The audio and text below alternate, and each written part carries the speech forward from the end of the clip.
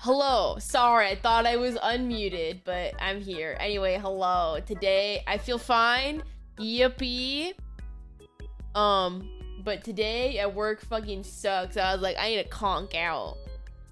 I need to go me. I don't want to think about my fucking job.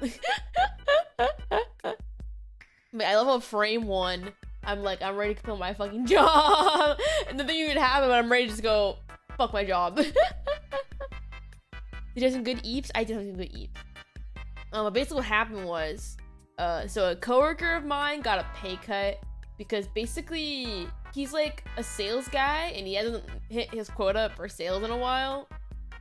So he also had a salary, so they cut his salary, or cut it down to be less. And instead of being like, oh, that fucking sucks, his first response was, well, why does Nova get to work? She doesn't fucking do anything. So now, basically my boss called me in after and said, hey, your coworker said this. So now the fear is that he's gonna attempt to talk to the owner of our company and possibly he might throw you under the bus. So, if that happens, be prepared to possibly lose your job. And I'm like, yeah, yay. Awesome. Like, yeah. Awesome. Wow. I love it here.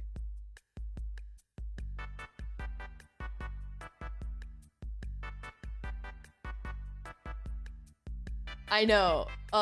It sucks. It sucks. Should we go to HR first? We don't have an HR department. So, oh, thank you for subscribing. Thank you. Be sure to link your account to Discord to get all the perks. Subscribing. Thank you. Yeah. So that's the fear.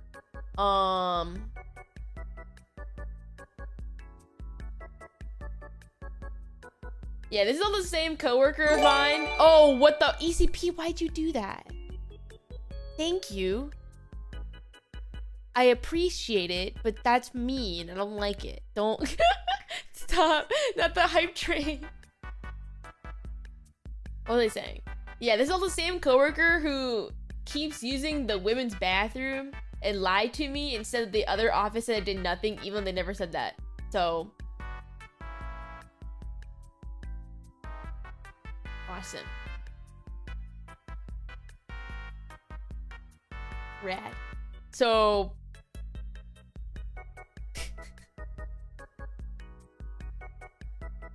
Rose actually insane. Yeah, literally. This shit's so rough. So, hey yo, that's kind of pog though. Time to give the bestie more money. I appreciate it. I can't say no anymore. That's it. Your coworker just has that against you. I don't know why. I literally don't know why. I remember he told my boss that, like, basically a part of my job is cold emailing other companies asking if they need our business for him, basically. And he would give me a list of companies he wants me to contact. And eventually the list stopped coming. So I was like, okay, well, I guess I just wait. And he told my boss that, like, I never do anything and that he keeps telling me to email people, but I never do it. But I'm like, what are you talking about? I did them all. I was waiting and I told you.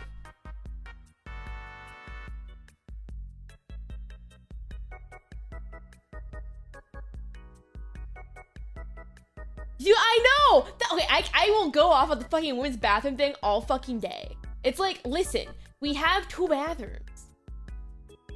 They're single bathrooms, yeah, but we have 2 bathrooms. And like, I would understand if the men's bathroom was in use and you got a shit. I get it. I won't judge you. But actively choosing to use the women's bathroom is weird. It's so weird. Like, using it over the men's bathroom when no one's in there and choosing to use the women's is fucking weird. So I can't go to the bathroom. What the fuck?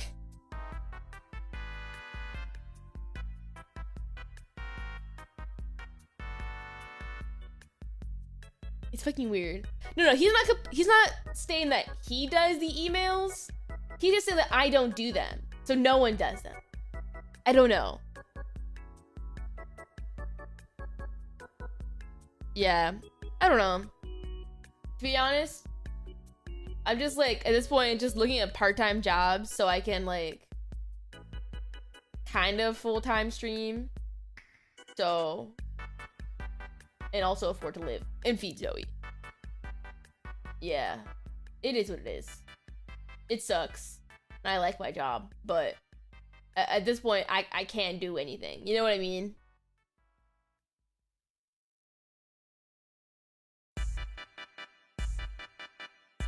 Yeah, it is what it is.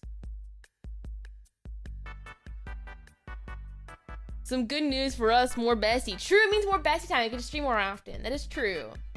And even if I do lose my job, I'll be okay for a while. I have lots of money saved. So I'm not like, no, I die. You know what I mean? I'll be okay. Oh, fucking ECP. I can't call you guys bitches anymore for subscribing, because now I actually need it.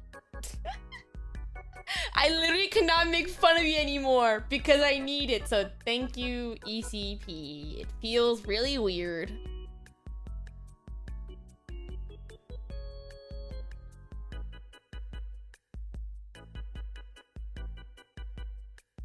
I'm gonna be so free with you. Could I sue? I don't know. But even then, do I want to deal with legal fees? Hey, yo, that's kind of pog, though. No.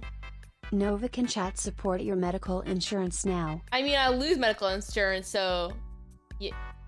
Yes? Thank you?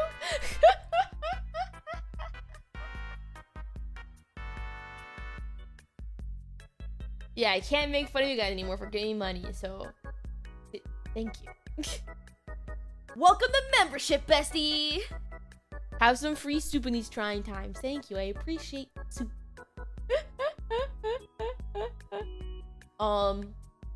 Sorry for the downer.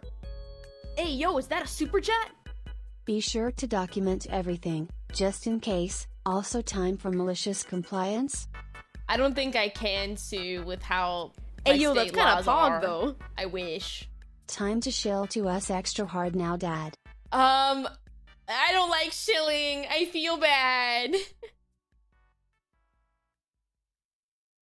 But anyway, how are the gamers today besides my shitty job?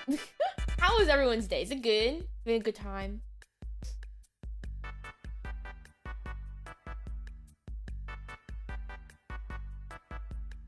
Sorry, Cat, it's okay.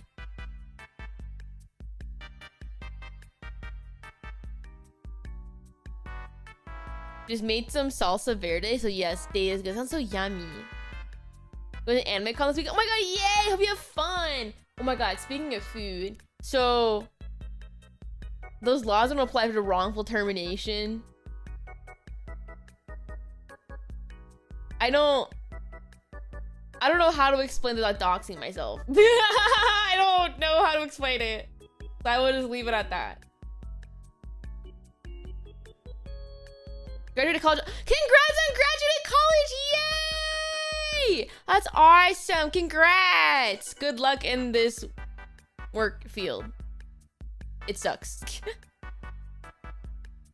Oh my god, I heard about that. I heard about that. The guy who got beat up at a Singapore anime convention. Okay, correct me if I'm wrong since you were there. But for those who don't know, so there's this guy who's like a PDF file who is from Singapore, but moved to America for asylum and then got extradited and had to go back to Singapore. Hey, yo, is that a super chat? May I offer some soup in this trying time? BTW, even if you don't plan to use it against them, it's just to be safe. Thank you. Listen, I don't want you two to kill me, okay? But thank you, I appreciate it. I'll try.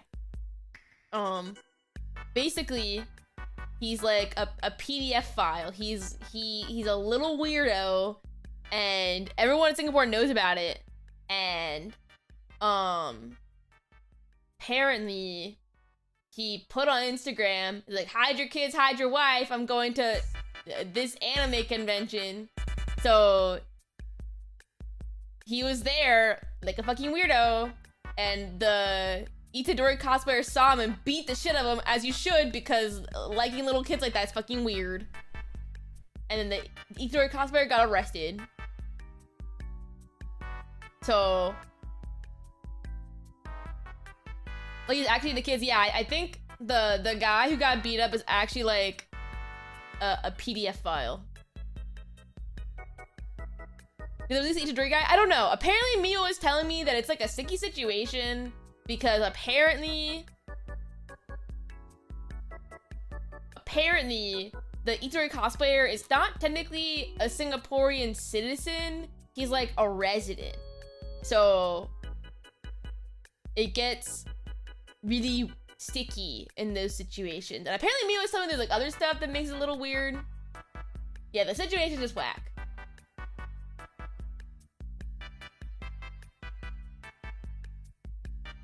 Hope he steps on a Lego every time he wakes up in the morning for the rest of his life. Oh my god, hi Poseidon. Hi, Illy.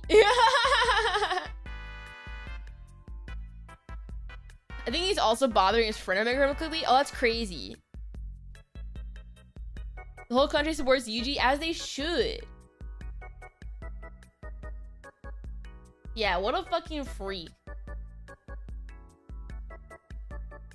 Nah, he's getting charged, and yeah, he's not a permanent resident, so everything's getting whacked. Yeah, him not being a citizen or like being a permanent resident makes things like weird and complicated. So that's the problem. I think he's from Malaysia? I think?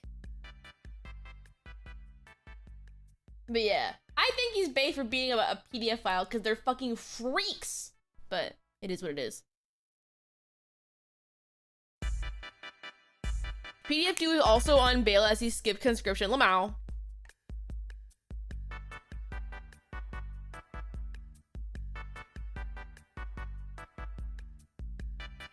Have you played Paper Yu-Gi-Oh yet?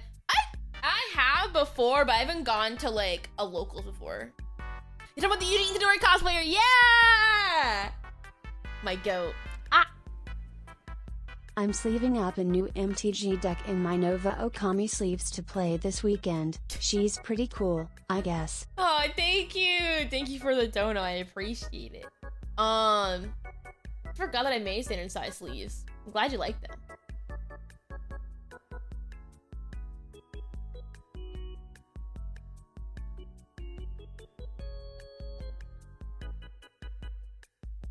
Sounds like we need to crowdfund some bail money for that vigilante. I can't do any crowdfunding right now. I'm broke. Well, not broke, but you know what I mean. There's times where we're whack right now. Ooh, I cracked my Nicky. The Triple R X Nova ones that come with the metal dice. Yeah. I'm glad you like them. Yeah, I need to... That reminds me. I need to poke... Hey, yo, that's kind of pog, though. Nova, on the bright side, you can always move to Japan and stream to us full-time, bestie. I wish I could move to Japan, but... Technically, without a visa... Basically, what I would have to do is go to Japan for 3 months... and then go back to the US to reset my visa to come back. And even then, having Zoe makes it way more difficult. Because it takes a long time to get a CAP approved. So it's not really worth it because I have Zoe. It's rough. And I think also legally there, I'm not supposed to make money. Yeah, it's not easy to get a Japanese visa. It's very hard. Either you have to be sponsored by a company or like get married. And I don't know any Japanese men to get married to, and no company wants to sponsor me. So in America I stay. Unfortunately.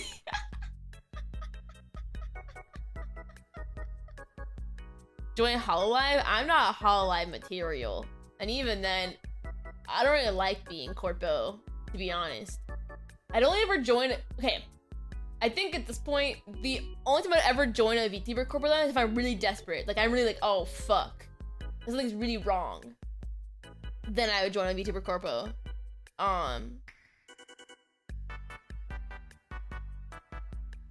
But do I want to? No. If I have the free choice, no.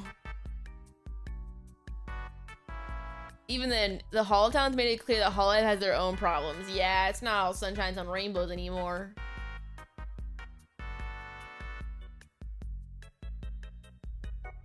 You need business visa and it's ridiculously hard without a sponsor. I know. Like, I see some, like, small indie VTubers say they moved to Japan. I'm like, what the fuck did you do? Because there's no way that you're big enough for a company to sponsor you. Like, did you get married? Did you join Jet? What happened? What did you do?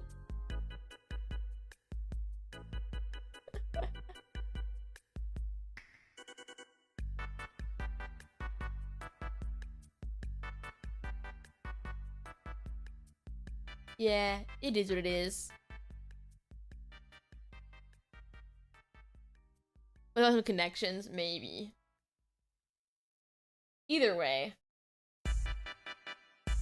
Here I stay for now.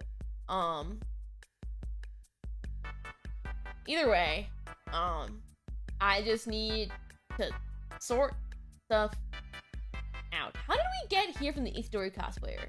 How did that happen? Oh, I think someone mentioned moving to Japan. Oh, the new model. Thank you. Glad you like it. How much gifts did Zoe get from Japan? I would buy. Actually, no, I bought Zoe a brush, but Miwa bought her so many treats. So many treats. So she's set for life. She's set. Miwa best cat mom, real. As she deserves, real.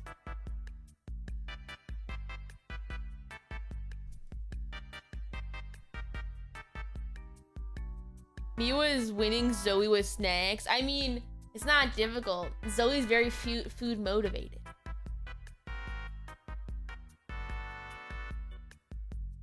Zoe's very food motivated. If you give her any food, she will like you. But when anyone comes visit, the way I get people to be like, oh, they get, I don't know, I think they get skittish with Zoe when they first meet her, even though like Zoe's very friendly. I'm like, here's how you get Zoe to like you. Feed her tube, and then she loves you. I think it's been a year since I last watched your stream, so here I am again watching Nova's stream as usual. And funny enough, you're my first video I ever found. Oh my god, yay! I'm glad. What kind of cat is Zoe? She's a Siamese cat. She's a Siamese cat. Anyway, we had Farfa videos to watch.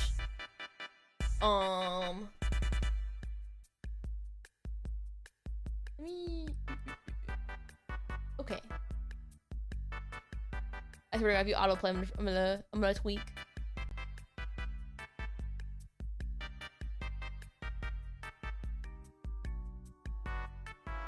Let me fix something really fast. Boop.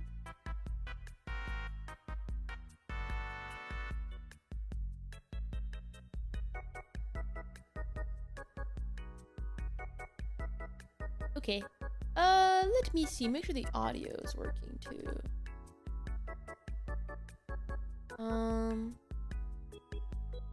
Chain.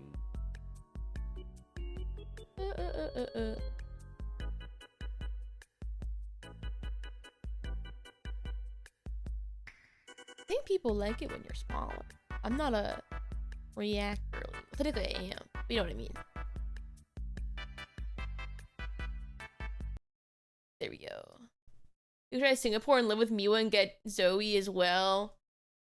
Unironically, I'm down to live in Singapore. I don't know how easy it is to get I don't know how easy it is to get a visa. I know the housing situation's whack in Singapore. I'd be down to live there. It sounds nice. Okay. Are we ready? Hello, bestie. Hi, gamer. Welcome.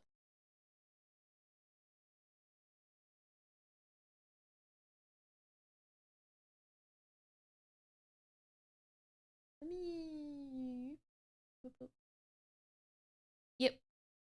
Okay. Let me also mute the alert box for today. Okay.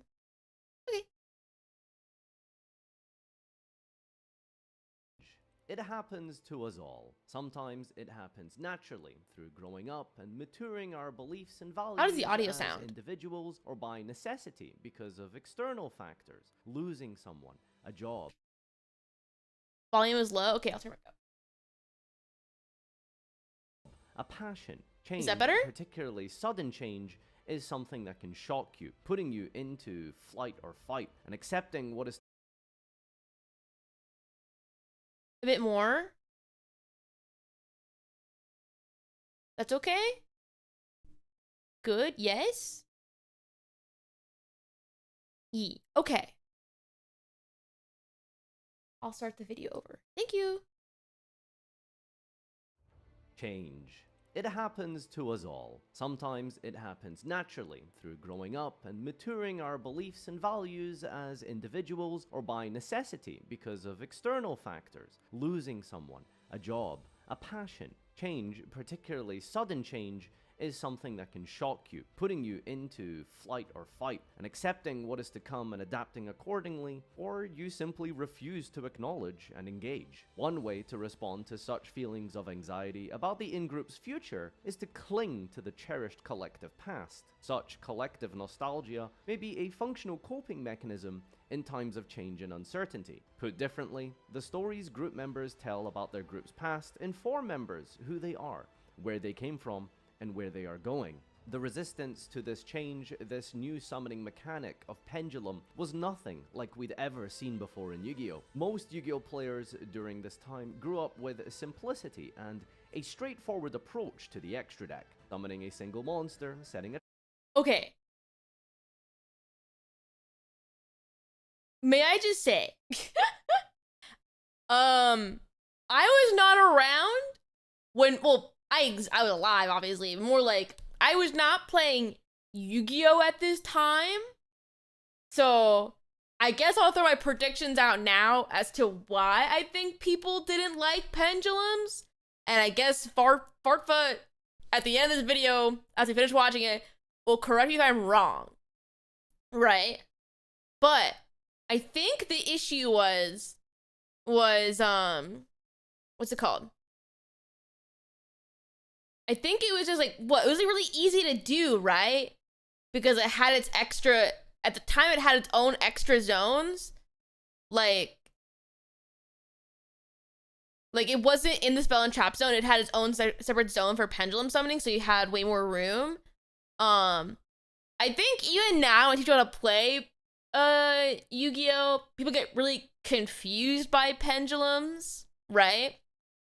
That it's all just confusing. And I think the big stink was when links came out. Actually, no, I think that was just a link thing in general I'm thinking of.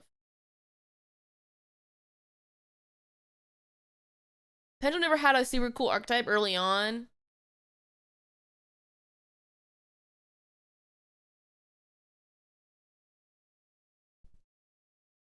Yeah, actually, I thought to mention something with links, but I think that was just everyone. It wasn't just pendulums. When did you start Yu-Gi-Oh? I started Yu-Gi-Oh with what's it called? When Master Duel came out, that's when I started playing Yu-Gi-Oh. So I am a Yu-Gi-Oh zoomer.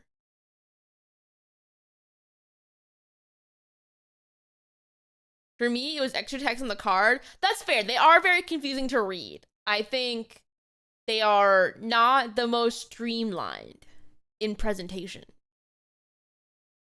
So funny enough, I think in Digimon, what's it called? They also have a new card that looks like pendulums. It's very funny.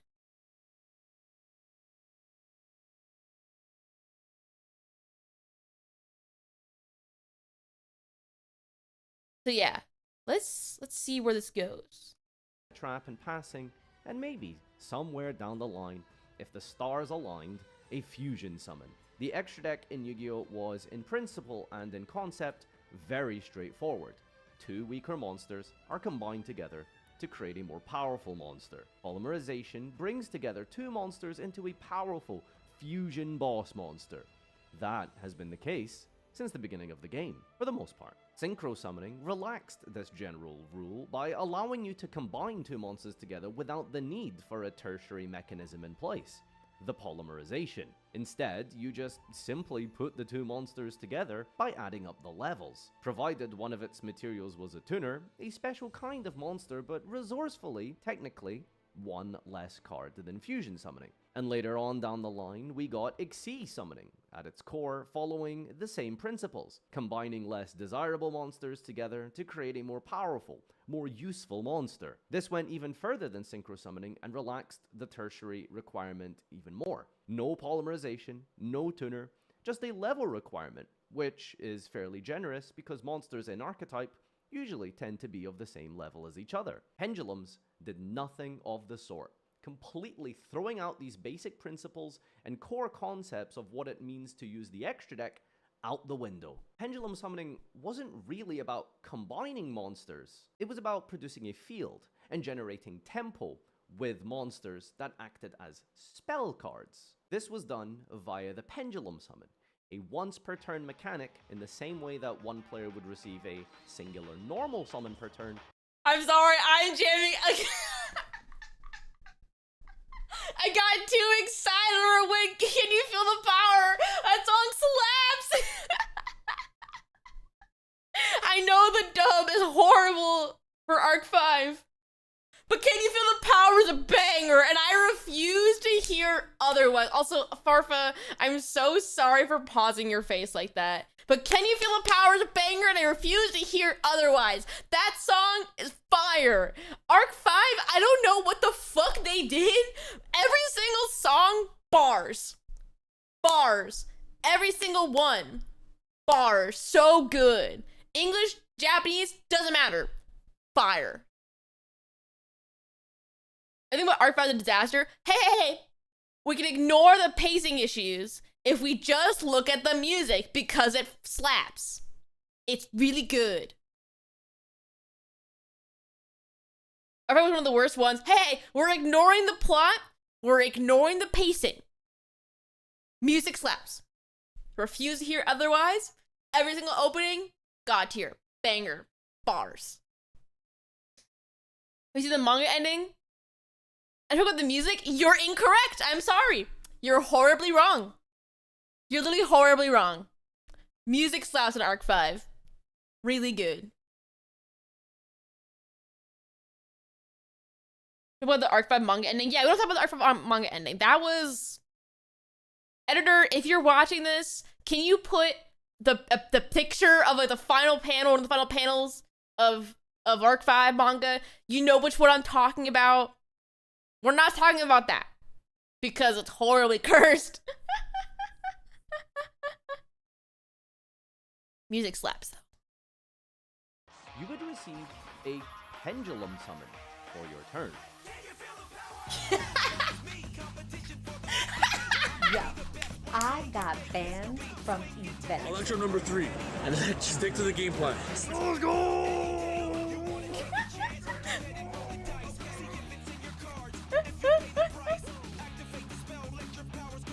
This is my third documentary in a row, every single month starting in December with the history of Firewall Dragon, and I hope by now that I have proven some consistency to be able to bring you this amazing content which takes a lot of time and effort. But the only way to make this sustainable is with your help via Patreon membership or YouTube channel membership with all of these perks, subscription emotes, and a whole bunch of content that I'll be working on in the background for you to check out as well. I hope you've been enjoying them as I've enjoyed making them, but at the same time, in order to make this sustainable, I do need your assistance. Chat. Join the Patreon. Join membership. I'm just saying. You should join. Make more. I need you guys to join membership so he can make more of these, so I can make more of these.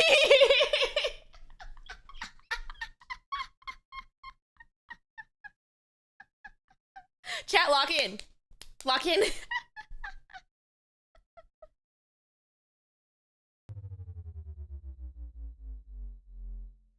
On July 11th, 2014, the starter deck Super Starter Spacetime Showdown was released. This marked the beginning of Master Rule 3. These new set of rules were changing the game completely. It stated that the going first player would draw one less card. You're hearing that correctly. 12 years ago, Konami identified that going first was starting to get a little bit out of hand and was too powerful. In order to alleviate that, they simply prevented the first player from drawing 6 cards. 12 years later, I'm not sure if much has changed. This was also the master rule that changed how field spells work.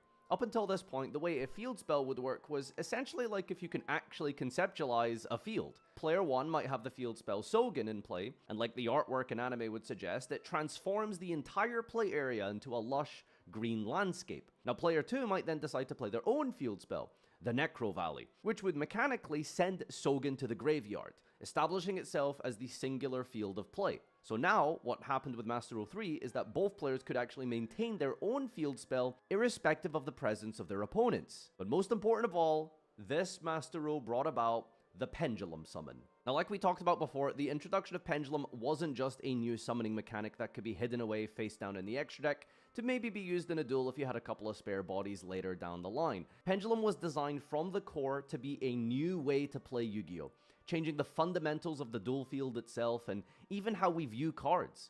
You now have these pendulum zones, these very specifically dedicated rectangles on either side of your field, somewhere in between the monster, spell, and trap zone. And yes, they were their own unique zones. Combining them into the spell and trap zone is actually a later addition. So, what actually is a pendulum? A pendulum card is, for all intents and purposes, a monster card. However, it can also be treated as a spell and May I just say, I love how the one he picked is so simple is and actually easy. a Hold later on. addition. So, what actually is a pendulum? A pendulum card is for I love how the one he picked for this video is so simple and easy to read that he didn't pick a normal looking pendulum monster which has 5 billion 5 billion words on it. He picked the most simple and easy to read one. That's so real. For all intents and purposes, a monster card. However, it can also be treated as a spell and trap card in the Pendulum Zone. Now, these had 2 sets of boxes on the card where you could read the effect text of the card as a monster, but also having a pendulum scale effect. And you can kind of see where the potential for power creep could come from. If you just simply multiply the area of card text by 2, you can fill in more card text. And more card text means more effects. Not only could you have the ability to pull off a powerful pendulum monster effect on the field, you'd also be able to use it in its scale for a completely different effect. And speaking of scales, pendulums had these scale numbers that corresponded to the level of monsters that could be pendulum summoned. I can activate a I'm pendulum sorry to pause again, but something I've always wondered. I feel like, correct me if I'm wrong, right? Correct me if I'm wrong. But I feel like every pendulum monster, oh, I can't say my cursor, I forgot. Like, has the same scale on either side. Is there a pendulum monster that has different scales on each side of the card, so which side you put it on is like determines like actually means something? It's all the same? Why the fuck is that? I feel like it would make way more sense since they have them on both sides, just to put either A, just make it one symbol so it saves more card space, or B, make it so that they go on different sides, so put which side you put the scale on, it has more agency to it. When I came back to the game, I wondered the same thing. It makes no sense. Why?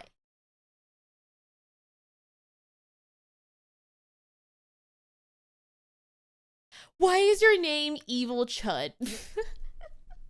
Why is your name Evil Chud 1?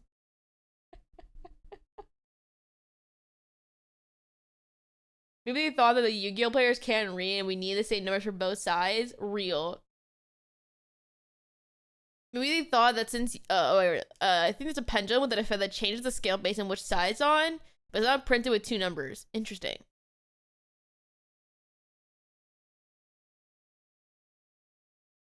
I mean, they might do it if the community didn't hate it. Real. I mean, they hate it so much that even in Genesis, they refuse to acknowledge that pendulum exists.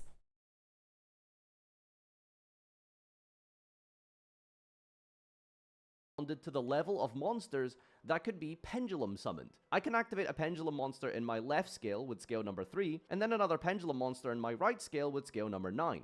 And from that point, I could pendulum summon any and all different monsters from my hand or face-up extra deck to the field. Another thing to note during this period in time was players theorized that maybe Konami would introduce card effects based off of the scale numbers or where they go. For example, if you put a scale on the left side, it might have a different effect compared to if it was on the right side. That. The closest thing we've had to toying with the effects of the scale number itself is maybe Solfa chord, but at this point in time, they've never actually done anything with that. And so with the pendulum summon, the idea was that, well, now that you've established scales 3 and 9... Thank you for gifting a sub to Evil Chud 1. What a fucking name. Evil Chud 1. I hope you enjoy your sub. Make sure to link your Discord account with Twitch to get all the perks. Very epic. You could potentially bring out, in one single fell swoop, the Dart Magician, Blue Eyes White Dragon, and Red Eyes Black Dragon, all at once from the hand with the correct scales in a pendulum summon. Now that sounds crazy, right? No, not really. While initially a lot of people thought that was the intention with pendulum scales, it was never going to be a competitively viable strategy in a real Yu-Gi-Oh! Tournament setting. Activating 2 scales that sit there and do nothing other than allowing the summon of a big monster from the hand, it didn't really cut it even by 2014 standards. The problem here is the mismatching of pendulum monsters with non-pendulum monsters. Nobody really knew what the purpose of a pendulum was in the early days because the cards just weren't good enough initially. You want the... Oh, thank you for subscribing. Thank you. Oh, thank you for subscribing. Oh my god, thank you. Oh, thank you. Be sure to link your Discord account with Twitch where all the perks are. The membership wallpaper's out. Thank you. These pendulum monsters to work together by bringing each other back from the face-up extra deck every turn. But unlike regular monsters, pendulums don't go to the graveyard. Pendulums, when destroyed, fused, synchroed, or link summoned away, go to the face-up extra deck, meaning that you can bring them back every single turn with your pendulum summon. Now, the only mechanic not to take advantage of this was Xyz summoning, as pendulum monsters that were overlaid would instead be sent to the graveyard as material. And unfortunately, you can't pendulum summon from the graveyard. At least, not yet. It took a while for players to realize that this was the design intention of pendulums, and that was how they would be broken and become a tier 1 strategy. But on release, they were just kind of useless. It would be a few months before we got pendulum monsters that were better than just Stargazer and Timegazer. Players were more concerned about experimenting with going second more with the new draw rules, rather than whether or not it was worth putting these useless scales in your deck. But on November 6, 2014, the new core booster set New Challengers was released, and in it was a deck known as Clifforts, the first real attempt at a competitive... Actually, hold on.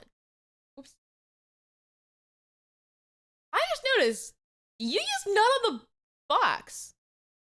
When do they stop putting anime characters in the box? Was it after Duel Monsters?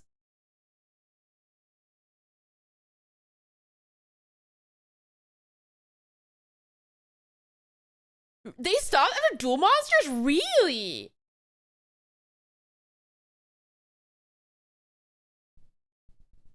That's crazy.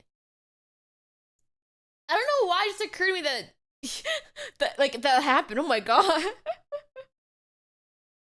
These are for side sets. Yeah, I know that they were like they make like certain sets now for anime characters in mind because they have like what's it called? There was that I think Revolver got a set, Mako got one, so I think like those little ones have anime characters on them. If I just did Yusei unboxes, I'm pretty sure. Yeah, I would think that at least like after Duel Monsters, like in GX or 5Ds, I'd put them on the boxes because the kitty still liked Yu-Gi-Oh at that point.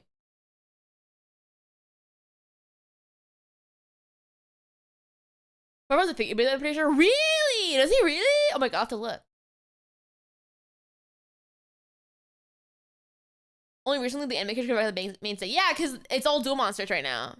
Because I think next set has Joey on the box. I think.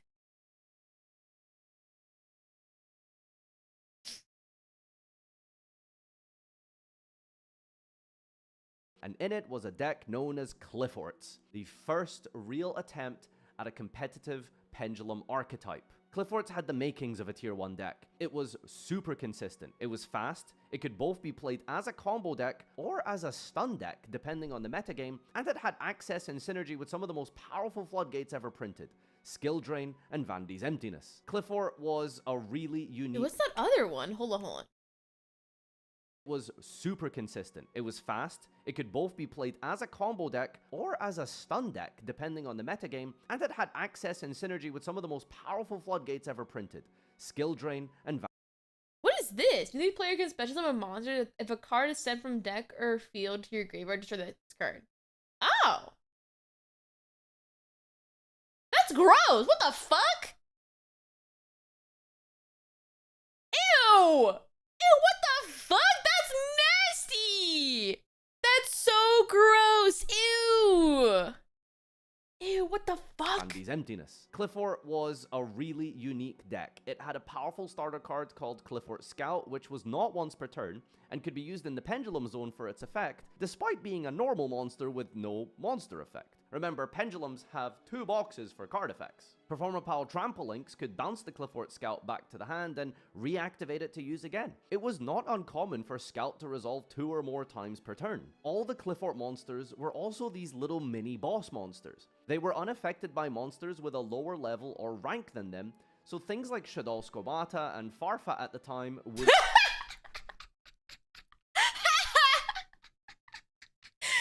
I don't know why hearing him mention Farfa, the card, unprompted is so funny.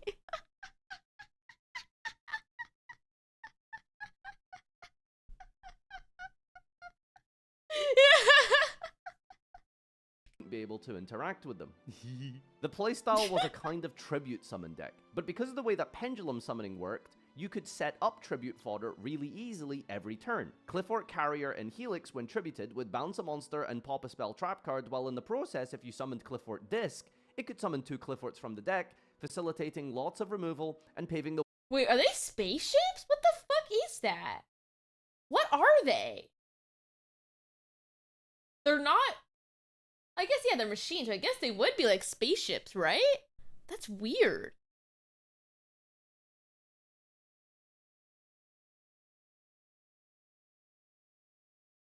Flying fortresses, I guess. Way for a potential OTK. Now, the major downside to the Cliffort was that they could only be played together. All of their scale effects restricted special summoning except for Cliffort monsters. I suppose this was how they could balance Clifforts instead of being mixed in with a whole bunch of other random archetypes. Later that month, Cliffort would pick up the second most spots at YCS Anaheim. Traction was building and pendulums were becoming a formidable mechanic, carried on the backs of one of this era's big 3. The Clifforts. This would be known as the Duelist Alliance Triangle format. And if you want to find out more about this period, after this video, I'd recommend you go check out my Burning Abyss documentary that goes into...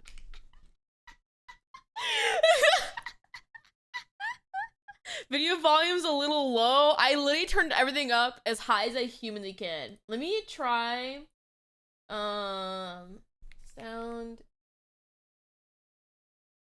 Mixer options.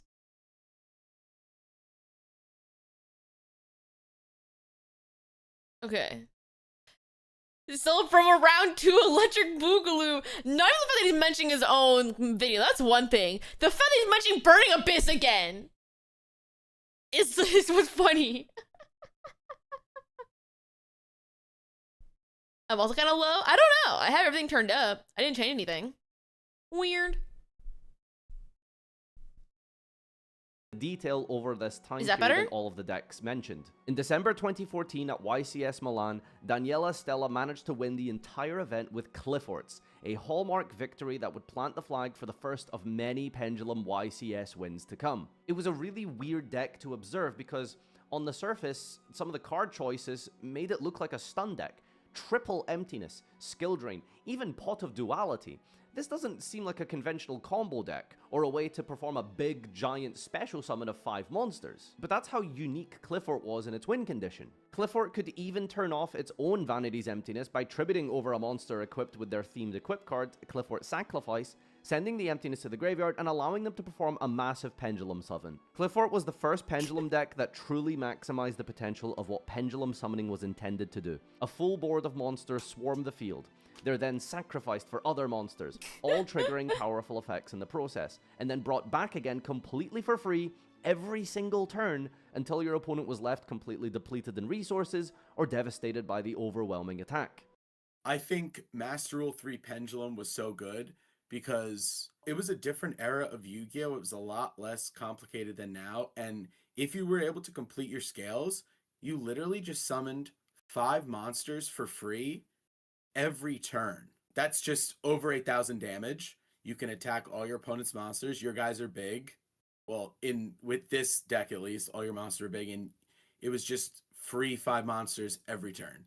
The final event for the new Challengers format was YCS Charleston, and as we were slowly approaching a trajectory towards a Tier 0 Burning Abyss format with 19 spots to Dante, Cliffort still managed to maintain a degree of relevance with a respectable 8 total top cut spots altogether. Adam Hairston piloted a similar build to a top 8 finish using a relatively standard list, except he decided to forego the skill drain completely, probably because Burning Abyss just didn't really care that much about it, but also utilizing a new tech card, Soul Transition, a trap which allows the user to tribute a Clifford at any point in time and draw 2 cards, triggering the Clifford's effects on the opponent's turn, like a carrier bouncing away a Dante on summon. Secret Forces was released on February 12, 2015, and it was a rough time for anyone not playing Necros. This was basically a Tier 0 format initially. The ritual powerhouse was unstoppable. Necros would continue to dominate for most of the year. Non-targeting removal with Trishula, easy ways to out-pendulum scales, and the ability to summon Evil Swarm Exciton Knight, Cliffort was always going to struggle. At YCS Tacoma of that same week, the top cut finish was 22 Necros and only 6 Clifforts and 4 Burning Abyss. This would become a pattern for pretty much the rest of the calendar year. Clifforts would not really adapt or change as a deck, because it was just kind of hard to innovate this style of pendulum deck. They heavily relied on floodgates, and because of that, would manage to take down Necros semi-consistently enough to still make reasonable finishes in the top cut. 5 Cliffort players finished in the top 32 of YCS Prague, rounding out the format with a ban list in April 2015 that semi-limited Scout and Sacrifice, but most important of all, finally limited Skill Drain and Vanity's Emptiness. And if it wasn't proof enough that Clifforts were essentially carried by floodgates, at YCS Chicago on April 11, one singular Cliffort made the top cut. For the remainder of the competitive events until national season, Cliffort would continue to scrape by on 0 to 2 top cut spots. At the EU WCQ, there were some innovations, however. Cliffort players realized that relying on floodgates and the Walmart skill drain replacement of lose 1 turn just wasn't going to be enough. There was a monster, however, which could help, taking advantage of the pendulum summon mechanic by spitting out plenty of bodies to facilitate a tribute summon of Apocryphort Towers. Until today, you've probably heard of the term towers. This is the initial. Don't tell me that. Oh, wait, I've heard of you. It's where the name Towers comes from. Boss monster himself, unaffected by all monsters with a level or rank lower than him, with the ability to apply an attack reduction debuff to the field, and also the random ability to hand loop your opponent. Luigi Alici made top 16 at the EU WCQ with this tower turbo deck, and by turbo, I really mean turbo. He was running into the voids, wavering eyes, even trade-in just to try and dig through the deck as quickly as possible to find the scouts and the combo pieces that enabled Cliffort Towers. Now, over the last year, while we've been discussing Clifforts as the CEO or president of Pendulum, little by little, set after set, card after card, other Pendulum decks were slowly getting more and more relevant support in the background. This all culminated together in Dimension of Chaos, released one whole year to the day after new challengers. Dimension of Chaos had a lot of new useful tools for Pendulum, and it also took advantage of a couple of other previously released cards throughout the year, particularly from the set Clash of Rebellion. Enter Performage and Performapal. This would become the bread and butter representation of Pendulum. These cards were Arc V cards, protagonist monsters used in the anime with the new Pendulum summon, and I suppose in some sense of a tradition, demanded that it be a meta deck. Clash of Rebellion released a key card, Luster Pendulum the Draco Slayer.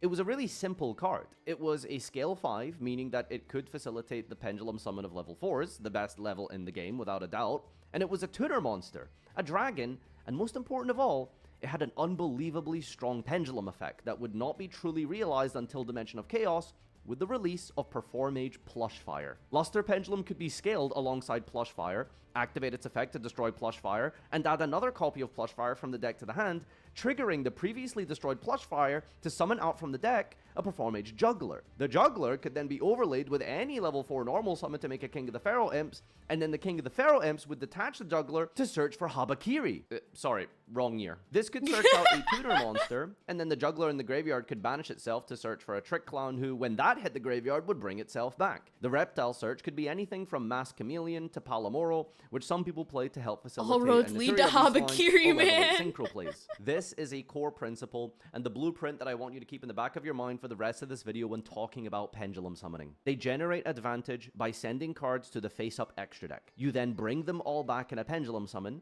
and then you create powerful extra deck monsters, ideally Synchros and Fusions. You overlay with monsters that have grave effects, and then on the next turn, you do it all again by Pendulum summoning 5 once more. That was quintessential Pendulum. Now this set was 10 years ago, and it released, still until today, an unbelievably powerful Synchro monster that has stood the test of time. Ignister Prominence, the Blasting Draco Slayer.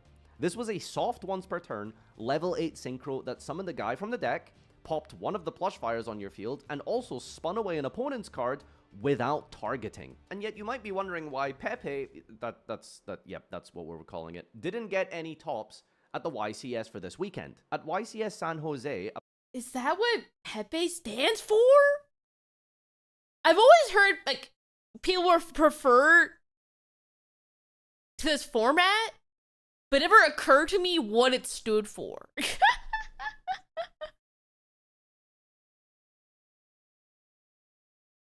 You know? Fair and real. Fair and real.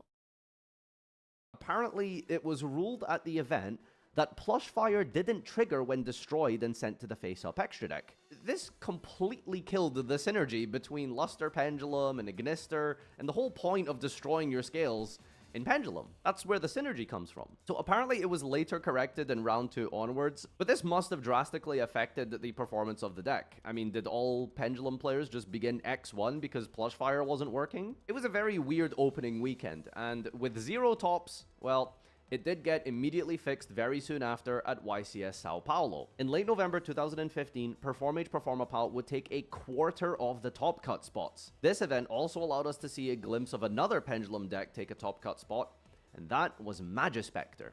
Now, Magispectors didn't fully function in the combo-heavy playstyle offered by some variants of Clifford, and certainly not by Pepe. It was more of a control deck. It could search out a lot of useful spell trap disruptions like Tempest, Tornado, which required you to tribute your Magispectors, who, because of the Pendulum summon, would be able to come back and re-establish the traps again next turn. I think in hindsight, Magispector was a decent rogue deck, but ultimately it never came to fruition as some sort of meta-contending tier 1 threat, and I think a lot of that boils down to the fact that this deck just didn't really have any offensive power. The main boss monster of the deck, Kirin, was physically not Pendulum summonable in this archetype because of the scales being 3 and 5. They made it so that the boss monster of this archetype had to be tribute summoned, which was just way too slow when you could just put Bumbuku and Kirin in other Pendulum decks with higher scale numbers and summon it for free. And what I also found very bizarre about Magispector is they had no scale effects. Why would you make an entire Pendulum archetype and not give them scale effects? It's like they purposefully designed this deck to be rogue. It might just be an annual tradition at this point where Yu-Gi-Oh churns out a tier 0 deck, because after a slow start, Pendulum was not only good, competitive, and viable. At YCS Sydney on January 16, 2016, Pepe took 22 of the top 32 top cut spots, I can't and then get over 2 Pepe, weeks later man. at YCS Atlanta, took 29 out of 32 top cut spots. While the Dimension of Chaos build of Pepe laid the foundations for the deck utilizing that gameplay loop and blueprint that we talked about earlier, the Bosch support made all of this unbelievably consistent. Skullcrabat Joker, which was released in the Master of Pendulum That's structure my deck a few goat. months prior, will return to Pendulum. Oh, thank you for subscribing. Oh my god, why is everyone subscribing today? I mean, thank you, but oh my god. Be sure to link your Twitch account with Discord where all the perks are. Yippee! Thank you.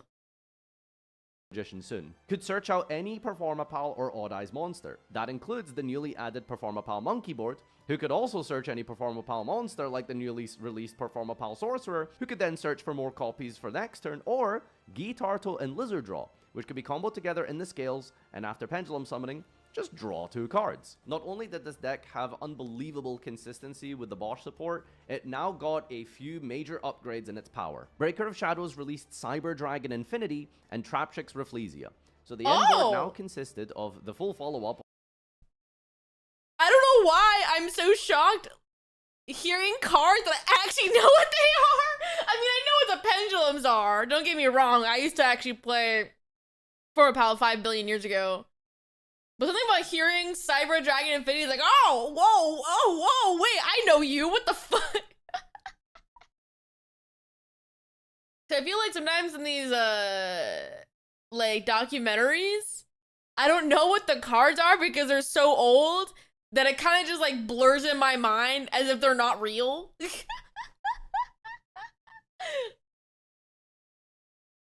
So, like, seeing cards, I'm like, oh, what the fuck? I know what they are. What the fuck is that? Of the extra deck scales like Plush Fire and Luster Pendulum for Ignister, but you also had Treacherous Trap Hole to pop 2 monsters, and an Omni Negate with Cyber Dragon Infinity. The deck had easy access to Abyss Dweller and basically any good rank 4 monster ever printed too, like Castel for removal or Trapeze Magician for OTKs. There were no locks or restrictions. And then came the ban list. Not the forbidden limited list that you might conventionally know about. No, this was the adjusted list. This was a ban list with the caveat that locals would choose to not follow it, which seems weird because if anything... What?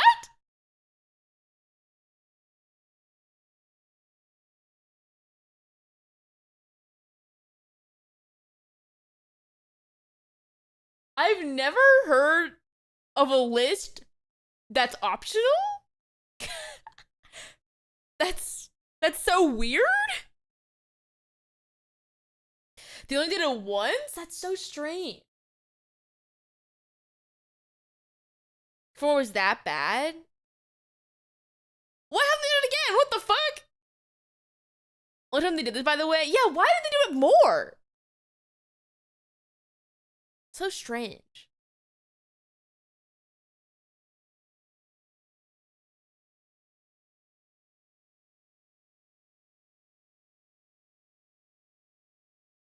The local level is the one where you wouldn't want to see a tier 0 deck. And as far as I can recall from playing through this time period myself, no one followed this. It was basically just a ban list. I suppose it was a PR way of not calling it an emergency ban list when it really was. But that's how completely broken Pepe was with the Bosch support. 13 days after release, they had multiple hits. Konami banned Plush Fire, Damage Juggler, and Ptolemaeus, cutting off access to Cyber Dragon Infinity, and it also limited Skullcrabat Joker. Wait, how long ago after the set released was it?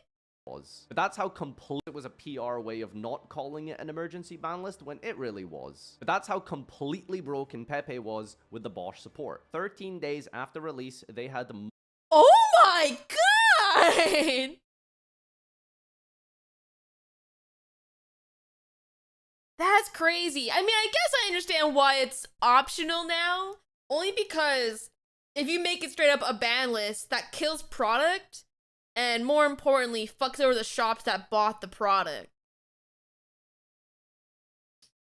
So I get why, but... oh, that's rough. That's so bad. multiple hits. Konami banned Plush Fire, Damage Juggler, and Ptolemaeus, cutting off access to Cyber Dragon Infinity, and it also limited Skullcrabat Joker, Monkey Board, and Luster Pendulum.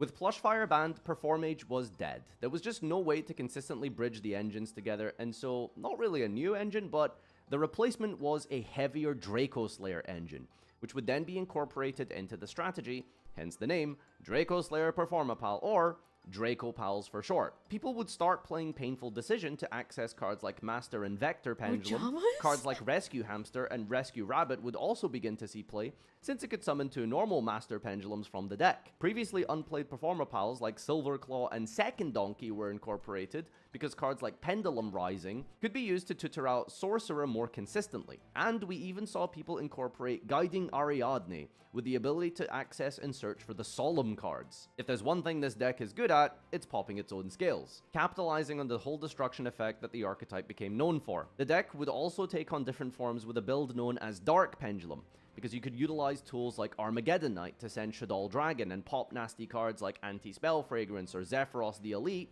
could also be used to bounce your pendulum scales, reuse their effects, and allow you to make a rank 4 monster. At YCS Prague in February 2016, the top cut was heavily skewed towards Draco Pals. They were the best deck by a significant margin, with 12 top cut spots to Cosmos 7, and then Monarch 6th, and 4 for Burning Abyss. The first place winner was also playing Draco Pal, using all of the above mentioned tech cards and even Elder Entity Norden, which, with 3 copies of it. Norden's alive? I thought Norden was. When did Norden get banned? I don't know why in my brain Norden is like old, like really old. Why is Norden in a deck?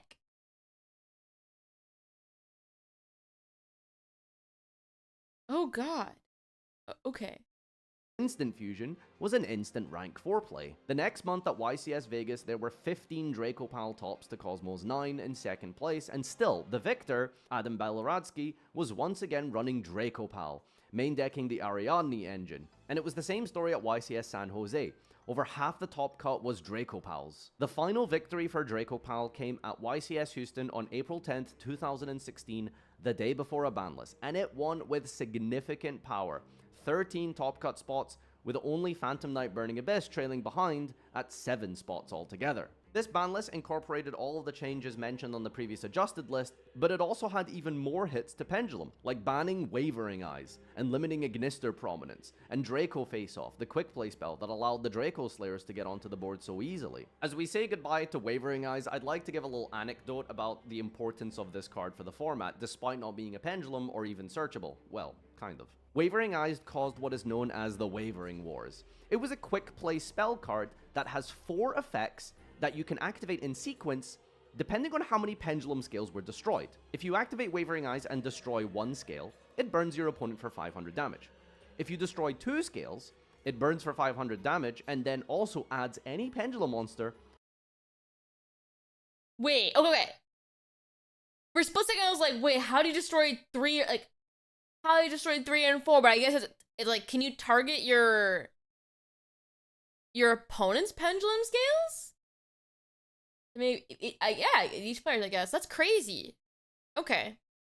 From your deck to your hand. This would be one of the earlier ways in which you could easily search for or trigger Plushfire, or as part of that initial gameplay loop we talked about, by filling up the extra deck for a big pendulum summon. Now, the interesting thing is, past these 2 effects, it had a use for the mirror match, because if you activated Wavering Eyes and destroyed 3 pendulum scales on the field, it would burn, add, and now also banish a card on the field without targeting. And if you hit 4 total scales on the field, meaning all of yours and your opponent's, it could do everything mentioned above and add another copy of itself from the deck to the hand. So mirror matches had a really unique dynamic. Whoever drew Wavering Eyes was at a significant advantage. However, because it is a quick play spell, your opponent could chain their own Wavering Eyes to your Wavering Eyes. In addition, because of Wavering Eyes' almost pointless burn effect, it meant that it could be negated by the hand trap effect of Damage Juggler. So if you activated your Wavering Eyes too quickly, you were at risk of having your Wavering Eyes chained by your opponent's completely tearing apart your strategy. But you could also potentially counter with a second copy of Wavering Eyes. It wasn't once per turn. So, do you want to try risk greeting the 4-scale effect of Wavering Eyes in the mirror? Do you want to hold off and wait until the end phase when they set a card? Or would you rather prevent them from even trying to get to a Pendulum Summon in the first place, but you risk running into their Wavering Eyes or Juggler? These were the type of questions players would ask themselves in a mirror match during the Wavering Wars. In May 2016, Shining Victory was released, which had even more support for Performapal and Odd Eyes. If you recall earlier, I did mention Skullcrabat Joker, and for those of you who've ever played with Skullcrabat might recall that it can search 3 separate archetypes: Magicians, Performapals, and Odd Eyes. That's a wide range of monsters to search with a normal summon. Shining Victories introduced 2 new monsters that bridge the gap between Performapal and Odd Eyes with Unicorn and Phoenix. Why this was important was that the field spell Sky Iris could search these monsters and even search Odd Eyes Fusion, a very tame version of Branded Fusion for some of you Zoomers. There was still a good amount of representation at YCS Providence later that month, with 6 top cut spots in a fairly diversified format, 13 with Cosmo, 6 from Monarch, tying it as the second most represented deck. Now bear in mind, this is probably like the 3rd ban list aimed at Pendulum cards specifically, and it's still topping. This event was the inception of and the beginnings of Odd Eyes Pendulum. Steve Gleason made top 8 at this event using cards like Magical Abductor,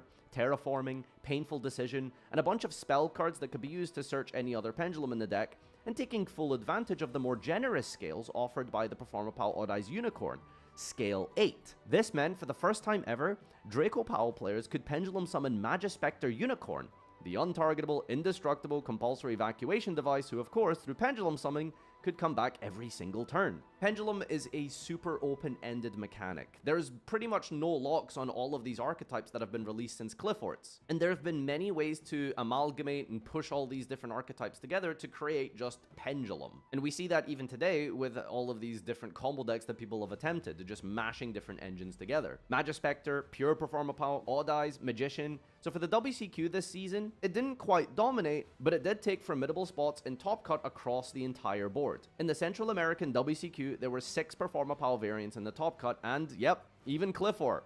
Welcome back. The South American WCQ had 7 Magispector Pendulum, which goes a little bit against what I said earlier, but usually what you'll find is Latin American events tend to actually skew towards Magispector for some reason. They also had 4 Draco Pals still, and the entire event was actually won by Pepe still. At the NEWCQ, there were 4 Performapal, 2 Magispector Magicians, and 2 Odd Eyes Magicians, and in the EU WCQ, there were 9 Pendulum decks total, and it was even won by Samir Bashar, running a Magispector Dracopal deck. To reiterate here, Magispector is a loose term being used. We're not talking about like a full deck. We're talking about Bumbukus and Kirins. Maybe a QB for a trap. But that's why Pendulum was so good, was it had the ability to just put all of these little mini engines packages together to create a full archetype, or a full unique deck of itself. One of the cleanest and finest iterations of Pendulum during this period, in my opinion, was Joshua Schmidt's Odd Eyes Magician list, which iterated upon the evolved person I know top 8 deck list from YCS Providence.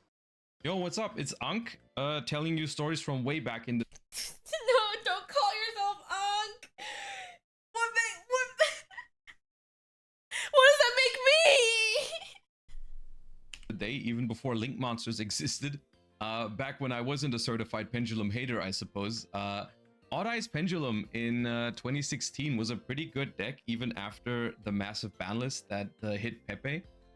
Because the Pendulum mechanic was really strong. It had a lot of really strong follow-up, because everything could be Pendulum summoned every turn from your extra deck, and that was really good. But the main reason why the deck was so strong and why I took it to the European Championship that year was because it had access to Kirin, and Kirin was still allowed, still at 3, and you had Bunbuku to search it.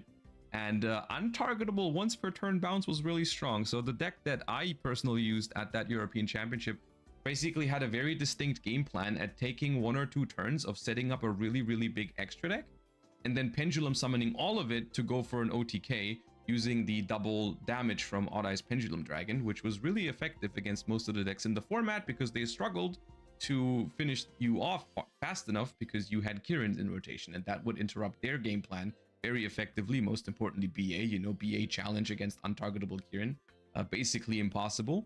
So it was a really fun strategy for me in that year, where you would just try to take a couple of turns of setup and then hit him with a very big OTK turn.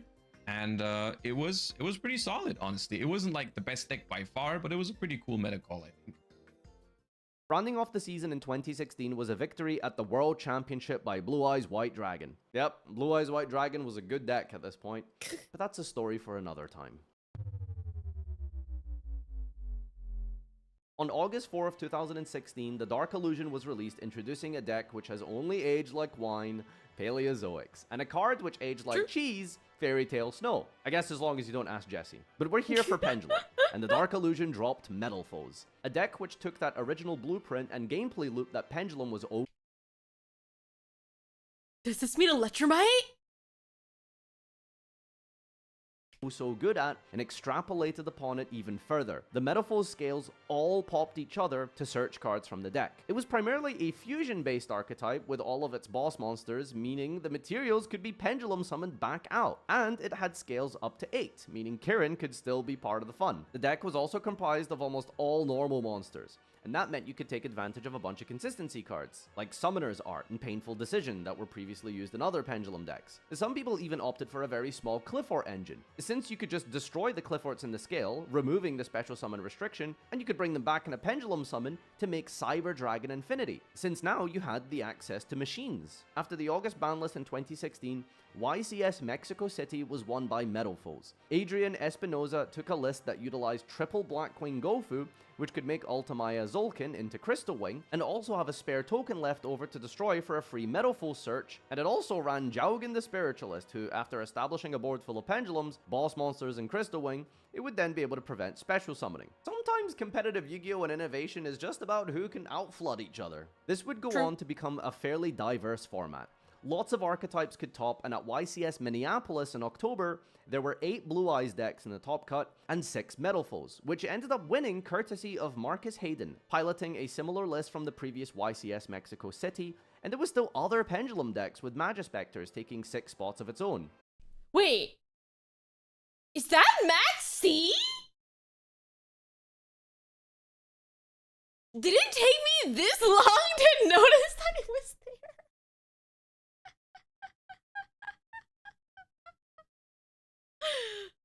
Oh my god!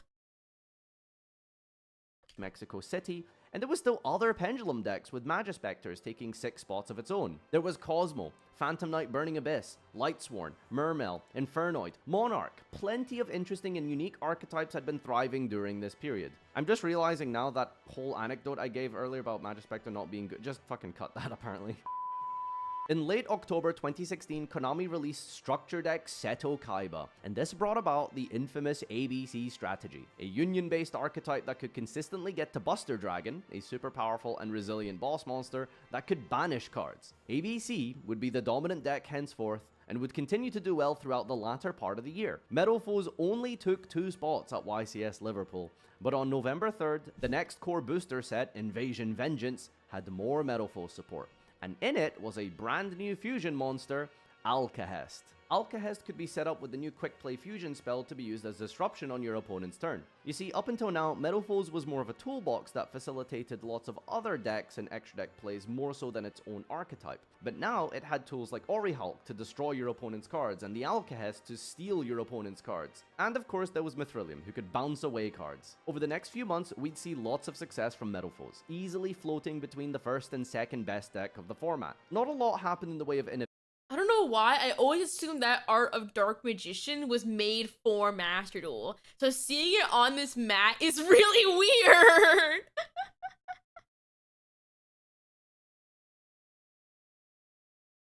That's so weird. My assumptions are wrong. It's so weird. Innovation of the deck building, because Pendulum does tend towards rigidity because of the critical mass of Pendulum monsters required, but a couple of cool techs here and there would show up, like maintaining the Gofus, sometimes incorporating the Ariadne engine, but overall it was doing really well off of the back of its own Metal Foes cards. At YCS Rio, there were 4 Metal Foes tops, 7 at YCS Anaheim, 6 at YCS Bochum, and 12 at YCS Sydney, in 2017. Now, while Metalfoes wasn't too varied in its deck building, there was still people trying to experiment with other builds. And another build of Metalfoes that did kind of see a decent amount of success was Yangzing Metalfoes. The Yangzings were a series of worm monsters released in Dolus Alliance that all float into more Yangzings when they were destroyed by card effect. Metalfoes' entire thing was to destroy cards on the field for a search, so by combining a Yangzing as a target, it would net you really powerful plays. And so this deck was really explosive and had a super high ceiling. But the problem was that it did suffer from consistency issues just by virtue of mixing in so many non-pendulums in a large quantity, and the fact that a lot of the Yangzings just didn't do a lot in the hand, especially going second into Disruption. The main playmaker was Jiaotu, which required you to discard 2 Yangzings for cost, and as you can imagine, that was very susceptible to Disruption. This was truly a glass cannon version of a combo deck. A little before the release of Raging Tempest, we had a structure deck, Pendulum Domination, on January 19th of 2017. This was a DDD themed structure, and it was actually a great deck on release, but I feel like the name Pendulum Domination is in name only. This version of DDD is weird because while they called it Pendulum Domination, if you actually played during this time, and I did actually play DDD a bit during this period, it's really a synchro spam deck. It had some pendulum monsters like Ragnarok and Thomas and Kepler, but you wouldn't really scale them or primarily be using them for pendulum summons. The whole playmaking of the deck comes from spamming Lamia as many times as possible, looping it to go into things like Alexander, Crystal Wing, usually maintained by cards like Genghis. I don't remember pendulum summoning personally, at least not in this version of DDD. Regardless, it was all irrelevant because literally 2 weeks later, the set Raging Tempest dropped, which contained the Zodiacs, another tier 0 deck. Yep, we're here again. The release of Zodiac shut down every other Yu-Gi-Oh deck overnight. With the ridiculous turn 1 combo plays, grind game, resource management, nothing could challenge Zodiacs except, well, I guess unless you just simply join them.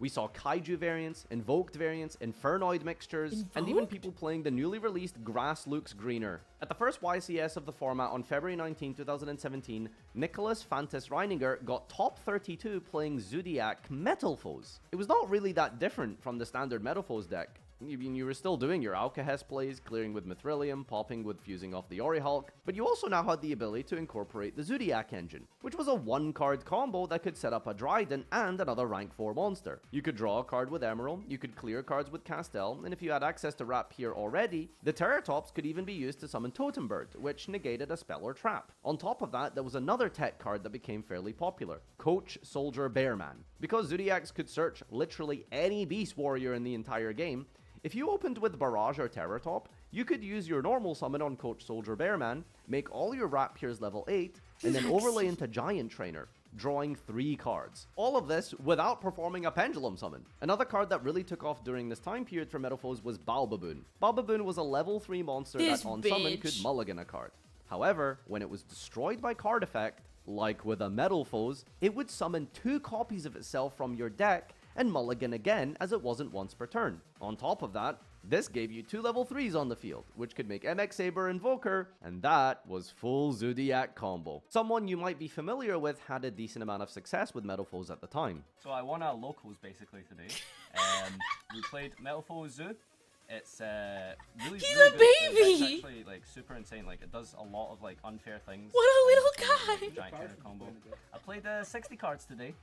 Shout outs to Bowden, so ygeosingles.com, DGZBods5, make sure you order that Dominoes with that shit. Throughout the Zodiac domination, Metalfoes would continue to get a couple of tops here and there through using the Zodiac engine themselves, and even still a couple of people playing the Yangzing engine. However, it was never putting up the numbers quite like it once did before. Despite this, at YCS Mexico City, a year later, Adrian Espinoza again managed to win the entire event.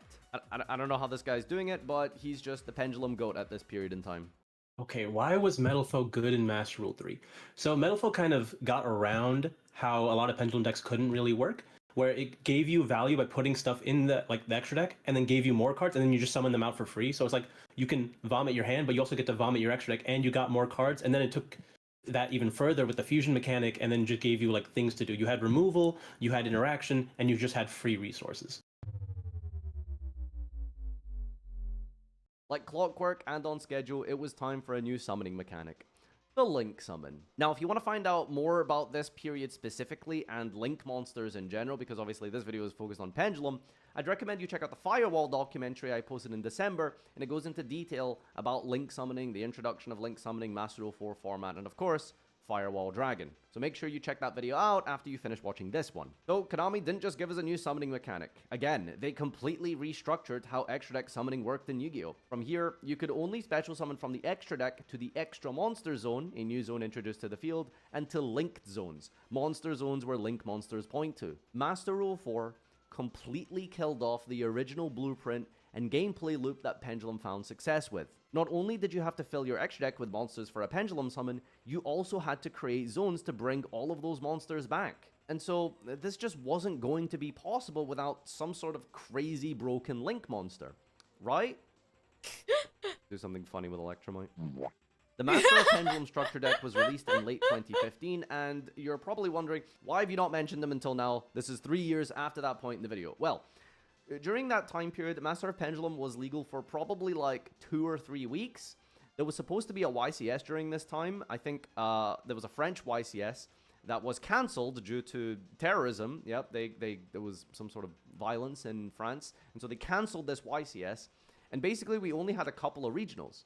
And then it was totally overshadowed by Performa Power Performage, as I went over earlier.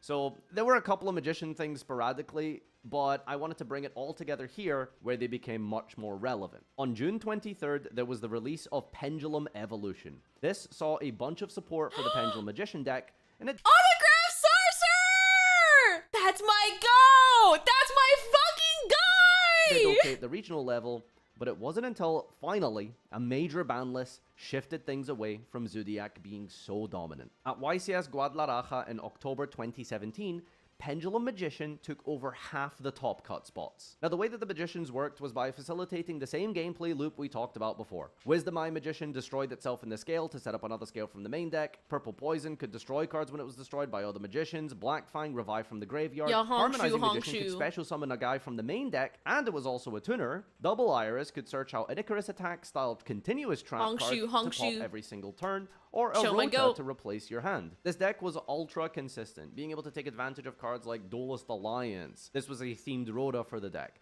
Pot of Desires, and Skullcrabat Joker was also recently put back to 3, and Wavering Eyes even returned. They also had the powerful rank 4 monster called Time Star Magician, who could search out more pendulums from the deck, and even get to Astrograph Sorcerer, who was okay. There he is!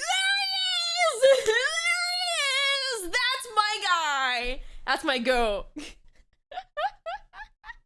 But that didn't really shine until a certain other Link monster was released. More on that later. Now, I know I talked about this blueprint for Pendulum and the whole resource loop of destroying cards, bringing them all back, making guys, bringing them all back again next turn.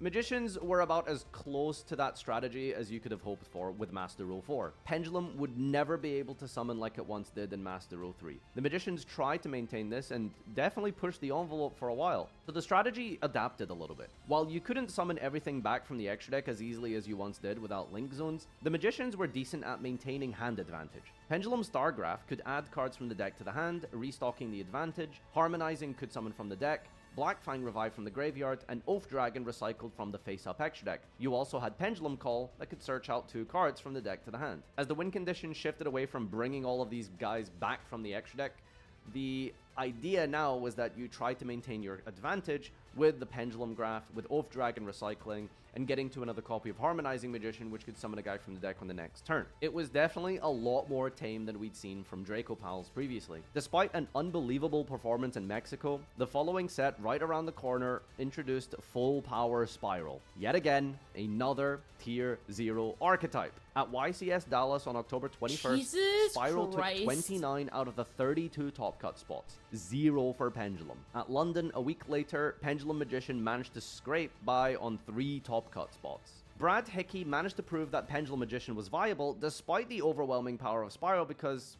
well, if you main deck 3 copies of Droll Lockbird and 3 copies of Winter Cherries to banish the best monster in the game, Spiral Double Helix, then Pendulum Magician could thrive. Tier 0 formats are just a menace for players in general. You either resort to strategies like this, so any other deck can actually compete, or you play mirror matches all day.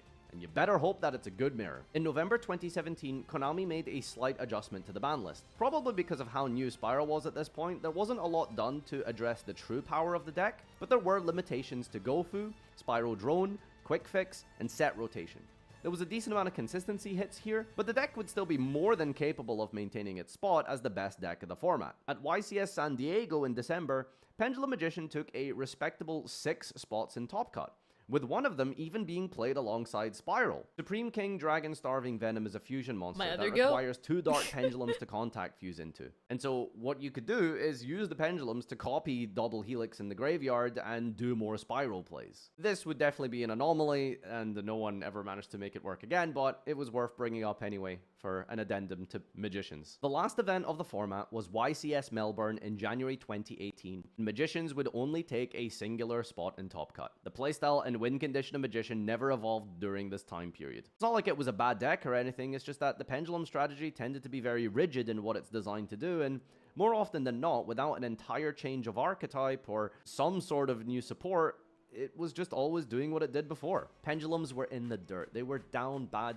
They were dwindling in numbers, and people were beginning to drop the deck.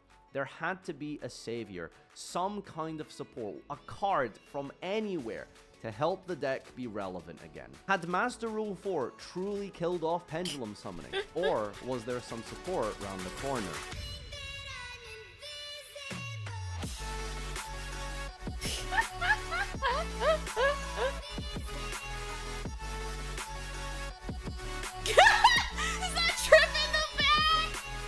On February 2nd, 2018, Konami released Extreme... I need to watch that again!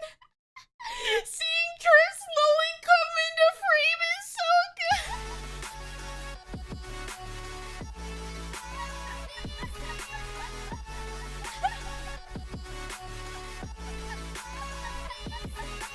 good! On February 2nd, 2018, Konami released Extreme Force, a set which contained some okay cards like World Legacies and Mech Knight support, and even some pendulums in here like the Mythical Beasts, but undoubtedly, the single biggest support card, probably in the history of Yu-Gi-Oh!, Heavy Metal Foes Electromite. My go. A Link 2 monster that was a literal custom card for Pendulum. Heavy Metal Foes Electromite required 2 Pendulum monsters for its Link summon, and upon being Link summoned, could immediately send 1 Pendulum monster from the main deck to the face-up extra deck. And as you've probably gathered by now, the face-up extra deck is pretty much the second hand for Pendulum. The next effect was that it could also destroy a face-up card on the field to add a face-up extra deck monster to the hand, like one of the Magicians, who could then trigger its effect. And nothing I've mentioned so far is once per turn. You could summon multiple Electromites in a single turn, send 3 from the deck to the extra, and then add all of them back. Oh, but it did have a once per turn effect, actually. You see, when one of those cards is destroyed, you can draw 1 card. That's where we put the once per turn clause, not the rota, not the recycling. I guess they didn't want you to play Exodia Pendulum. Oh, wait. 3 pieces of the grave. 1, 2, and 3. You have lost. Now, up until this point, I haven't mentioned a very specific card. Astrograph Sorcerer. Astrograph Sorcerer has the pendulum effect to scale a Stargazer from deck to the scale, but that was kind of the irrelevant part. The monster effect of Astrograph Sorcerer was that if a card was destroyed, it could summon itself from the hand onto the field and add a copy of a destroyed card from your deck to your hand. Astrograph was decent, it was pretty okay in Pendulum Magician previously, but it wasn't this be-all, end-all crazy component of the archetype. After Electromite was released, Astrograph turned into the Zodiac Rapier of Pendulum. It was so unbelievably busted, it basically allowed you to just spam the field with multiple copies of himself, restock your hand with anything destroyed, and the fact that you were also simultaneously filling up the extra deck with all these pendulums destroyed by Electromite. And of course, you weren't able to perform a Master Rule 3 style pendulum summon. The sheer amount of hand advantage and the ability to spam the board and create arrows with things like Saryuja just helped facilitate a big pendulum summon regardless. At YCS Atlanta in February 2018, after the release of Extreme Force, Pendulum completely dominated. It took 17 top cut spots in total, and was only trailed behind by Trickstar with 5 total spots. Jeremy Mitchell took first place at the event, and there was still a lot— Oh wait, we finally got Ash in there. When did Ash come out?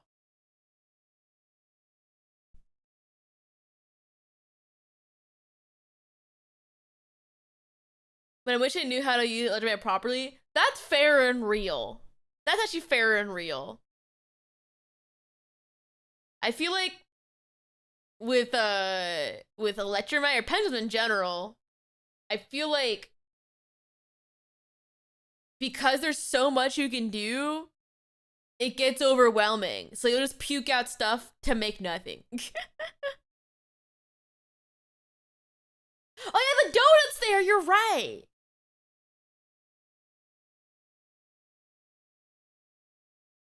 Ashes May 2017. Oh, interesting. Okay.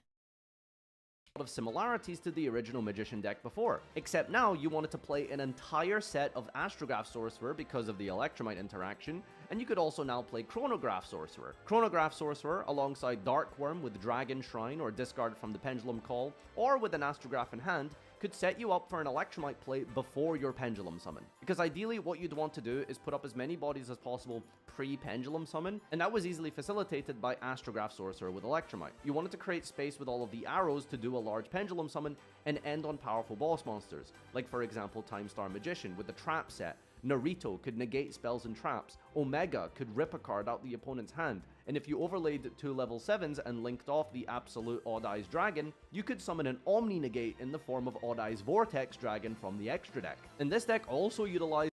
God, I'm so nostalgic hearing all this. Oh my god! I miss pendulums, man.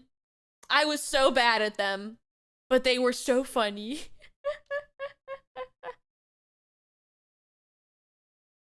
The previously mentioned Supreme King Starving Venom to copy the effect of the Electromite in the graveyard, to use its effect again. This was a very consistent, very powerful deck going into 2018, the year of FTKs. At the same event, Nicholas Petzold piloted a True Draco Metalfoes deck to top 8. This deck could still do a lot of the cool previous Metalfoes plays we discussed, but the True Dracos were an interesting addition because by setting the Metalfoes traps from the deck with the True Draco in hand, it offered you a lot of advantage generating plays. The True Draco monsters can summon themselves by tributing continuous trap cards, that being Metalfoes Combination. Metalfoes Combination, when sent to the graveyard, would add a Metalfoes card from deck to hand. So this was a great target to tribute or destroy with the True Draco field spell, Dragonic Diagram. And of course, if you drew Astrograph, every Metalfoes scale could trigger it in the hand. While this was a very cool take on the deck, it definitely would not be the standard Pendulum strategy going forward. Instead, players opted to stick to the Magicians, and of course, FTK versions of Magicians. The biggest development of YCS Atlanta would be Pendulum FTK, piloted by Colby Potts to top 16 of the event. This FTK functioned by utilizing the fact that the Supreme King Gate 0 could search Instant Fusion, who would then summon a Lyrilusk Independent Nightingale, the effect of which could be copied by the Supreme King Dragon Starving Venom. It was very strong and consistent, and it didn't take much extra deck space, allowing you to play the regular Pendulum Magician if you just somehow couldn't get to it, or if you were going second. Pendulum Magician would once again be the most dominant deck at the YCS Bochum 2018, with True Draco trying to floodgate it out of the game with cards like Amano Awato and Anti-Spell Fragrance following closely behind, and Trickstar trying to Droll Reincarnation you in third. In second place at this event was another FTK variant of Pendulum. I don't know what it is with the year 2018, but everything is a goddamn FTK in here. The two of them facilitated by Pendulum, post-Master Rule 4. Now, while this wasn't a true FTK,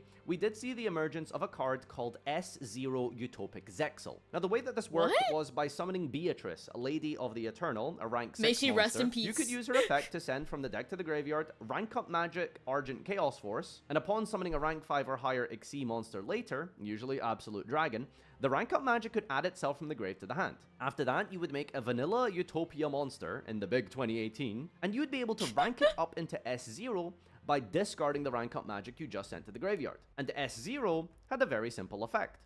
Once per opponent's turn, quick effect, detach an Xyz material from this card, your opponent's cards and effects cannot be activated this turn. This was also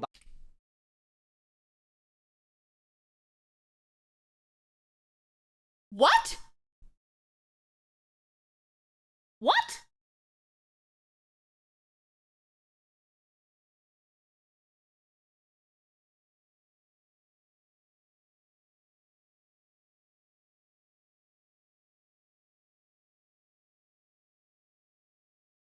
What? not only can it not be negated, oh, the XC summon itself can't be negated. Even then, you can't stop the XC summon, and when it's out, you're just fucked. Jesus Christ! What the fuck? Who thought print was a good idea?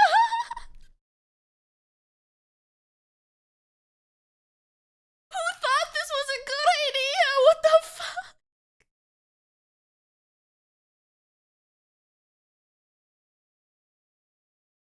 Opponent's cards and effects cannot be activated this turn. This was also backed up with protection with the Odd Eyes Vortex Dragon Omni Negate, so your opponent couldn't chain something like Imperm. So I suppose technically this was a lot more fair, because it wasn't an FTK, it just skipped your entire turn. And after that, you would put all of your monsters in attack mode and attack for game. Now the reason that this was such a good deck was that it was so efficient. It was one single Garnet and a couple of extra deck pieces. Worst case scenario, if you couldn't get to the FTK or if you were going second, you were still just playing good old Pendulum. And Pendulum Magician with Astrograph, Sorcerer, and Electromite, as we've established, is a very good deck. Another development in the world of Pendulum at this time was Typhon Baraktar's top 4 finish with Zephyra. Zephyra was a unique build of Pendulum because it was one of the few For the second one, if he said his name, I thought he said Typhon. I'm like, what do you mean Typhon? That card doesn't exist yet, I don't think.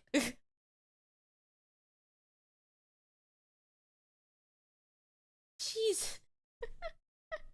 Pendulum variants probably ever that could play so many hand traps, 9 in total, which for context in 2018, by the way, is a really big number of hand traps, especially for Pendulum. This deck would end on multiple Omni Negates. You could search out a Divine Strike or the 9 Pillars of the Yangzing with the Zephrani and the Zephyra Providence, a Themed Rhoda for the archetype, which offered destruction protection in the graveyard, and then on the opponent's turn, you could search the trap card, Zephyra War, which was like an Icarus attack for Zephyras, but could also be activated from the hand because you control the Zephyra skills. Oracle of Zephyra, the field spell, also had the peculiar ability to be able to search out any hand trap in your deck by stacking it to the top and performing a Synchro Summon to draw with Stardust Charge Warrior. Going second, there were lots of other tools like Backseat, who could spin cards, Yazi could pop cards, Black Rose Dragon, and even Metaphys Horus with a mind control style effect. For the next 4 months of the competitive season of 2018, Pendulum would completely dominate the metagame. If for whatever reason you thought Master Rule 4 had killed off the Pendulum summoning mechanic, well, you would be completely wrong, because with the power of Electromite, this deck was unbelievable. YCS Atlanta, February 18, 17 top cut spots to Pendulum Magician. YCS Bochum, February 24th, 9 Pendulum Magician top cut spots. YCS San Jose, March 18, Pendulum Magician with 15 top cut spots. YCS Salt Lake City, March 25th, 13 Pendulum top cut spots. YCS Memphis, April 22nd, 15 Pendulum top cut spots. YCS Santiago, April 19th, 8 Pendulum Magician top cut spots. And for the first time in multiple YCS history, not the most represented deck in the top cut. For this event, there were 10 True Dracos over the 8 of the Pendulum Magicians. But if you include all of the other Pendulum tops by Zephyra and Metalfoes and include them alongside Magician to represent Pendulum, it was still the most dominant deck. And of course, it won the entire event. Hector Herrera piloted to first place the S0 Zexal Magician deck. Pen not best deck. And not all kings rule forever. On May 21st, a long-awaited Forbidden Limited list banned Astrograph Sorcerer, Supreme King Dragon Starving Venom, and Rank Up Magic Argent Chaos Force. All of the most pivotal yet degenerate aspects of Pendulum were finally hit, and it cannot be understated just how big of a hit the Astrograph ban was. I try not to make these types of videos too opinion-based, but the reality is once you got rid of the FTK enabling stuff, at least for the time period and the context of where we were, I don't think Astrograph was that big of a deal. Yeah, it probably was actually. At YCS New Jersey on June 3rd, a hero emerged, a quite literal savior of the deck, and the archetype's strongest soldier rose from the ashes into prominence once more, and that man was... you know who.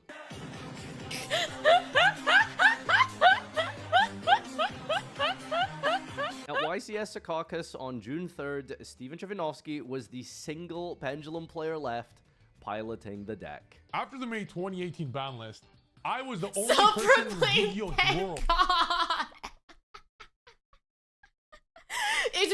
funny that you can tell that besides Joshua Schmidt, basically everyone that he's spoken to are just competitive players. They're just guys. They're very quiet. And then Triff comes on loud as fuck. Fucking me too. That still believe Pendulum was still the best deck. You were able to stick to the game plan, my very first tattoo ever, and just make 3 Electromites and win the game on the spot. In a format with Trickstar Garbage Striker, which was the freest win ever, that was the freest top of all time. And the reason I top YCS Secaucus is because I had the largest caucus. That's why. Stop! Stop! No! Just stop! Fucking stop! No!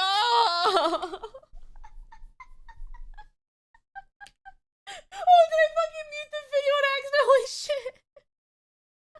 After the May 2018 ban list, it was simply the best deck.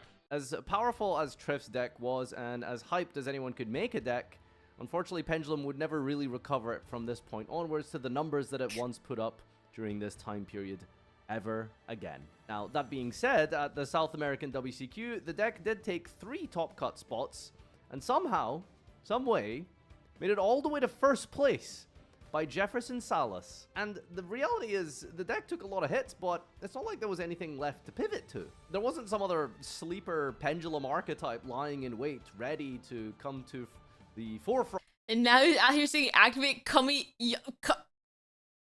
Don't. Chat, don't clip that. No. Front of the metagame or something. No. I meant to say Cupsy Yummy. I didn't mean to. I meant to say yummy cupsy wupsy. No, fuck. This is the worst day of my life. No, Metalfoes was essentially dead because of Master 04, and same with Magispectors. Well, they were just plain Pendulum Magician, but worse. Astrograph was a powerful card, and there was nothing to replace it like for like, but in the same way Triff did, Salas incorporated the Mythical Beasts, playing 3 copies of Master Cerberus, which gave you access to a Monster Negate through Jackal King, and it helped to set up Electromite pre-Pendulum Summon. This was the same idea with something like Curtain Razor and Rescue Hamster. It could fill up your hand or put a bunch of bodies onto the field, and of course that summoned more Electromites, which notably, for some reason, was still at 3 copies. At the North American WCQ, Walter Jewell piloted Pendulum to 2nd place with a similar deck list, joined by 3 other Pendulum players in top 64. No other successes unfortunately were to be had in Europe, and at the World Championship that year, no Pendulums would make it to top cut either. And then on September 14th, 2018, Konami took out one of the most important prominent figures of the Pendulum era, and that of course was the infamous banning of Steven Trifanovsky for a specific, shall we say, slow play infraction. So I got banned from my old video I made, where I jokingly made a video. I jokingly told the world that I stalled for time. I didn't stall for time. Anyone with a brain would realize it was a joke. Perhaps the greatest martyrdom for Pendulum. From here... What? Is that what happened?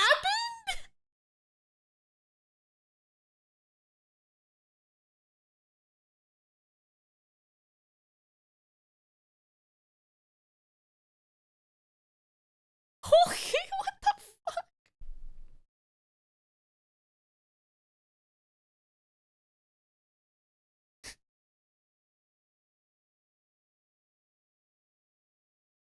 They had to nerf him real. He was Pendulum's strongest warrior. He was too strong. That's insane.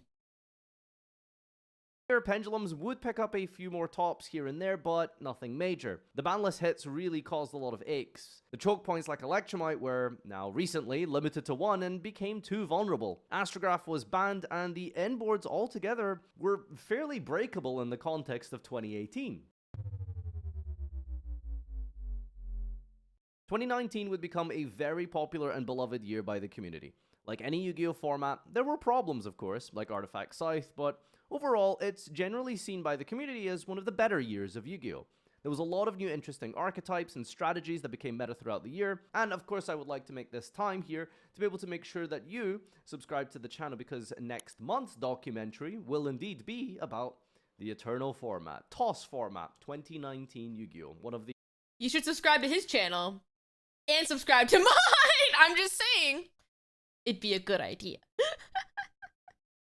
There's a pattern here. Triff got a ban, won a YCS later. Disencoder was banned, won a YCS recently. Steve was banned, I think won a Genesis tournament. Listen, I guess getting banned buffs you. That's crazy.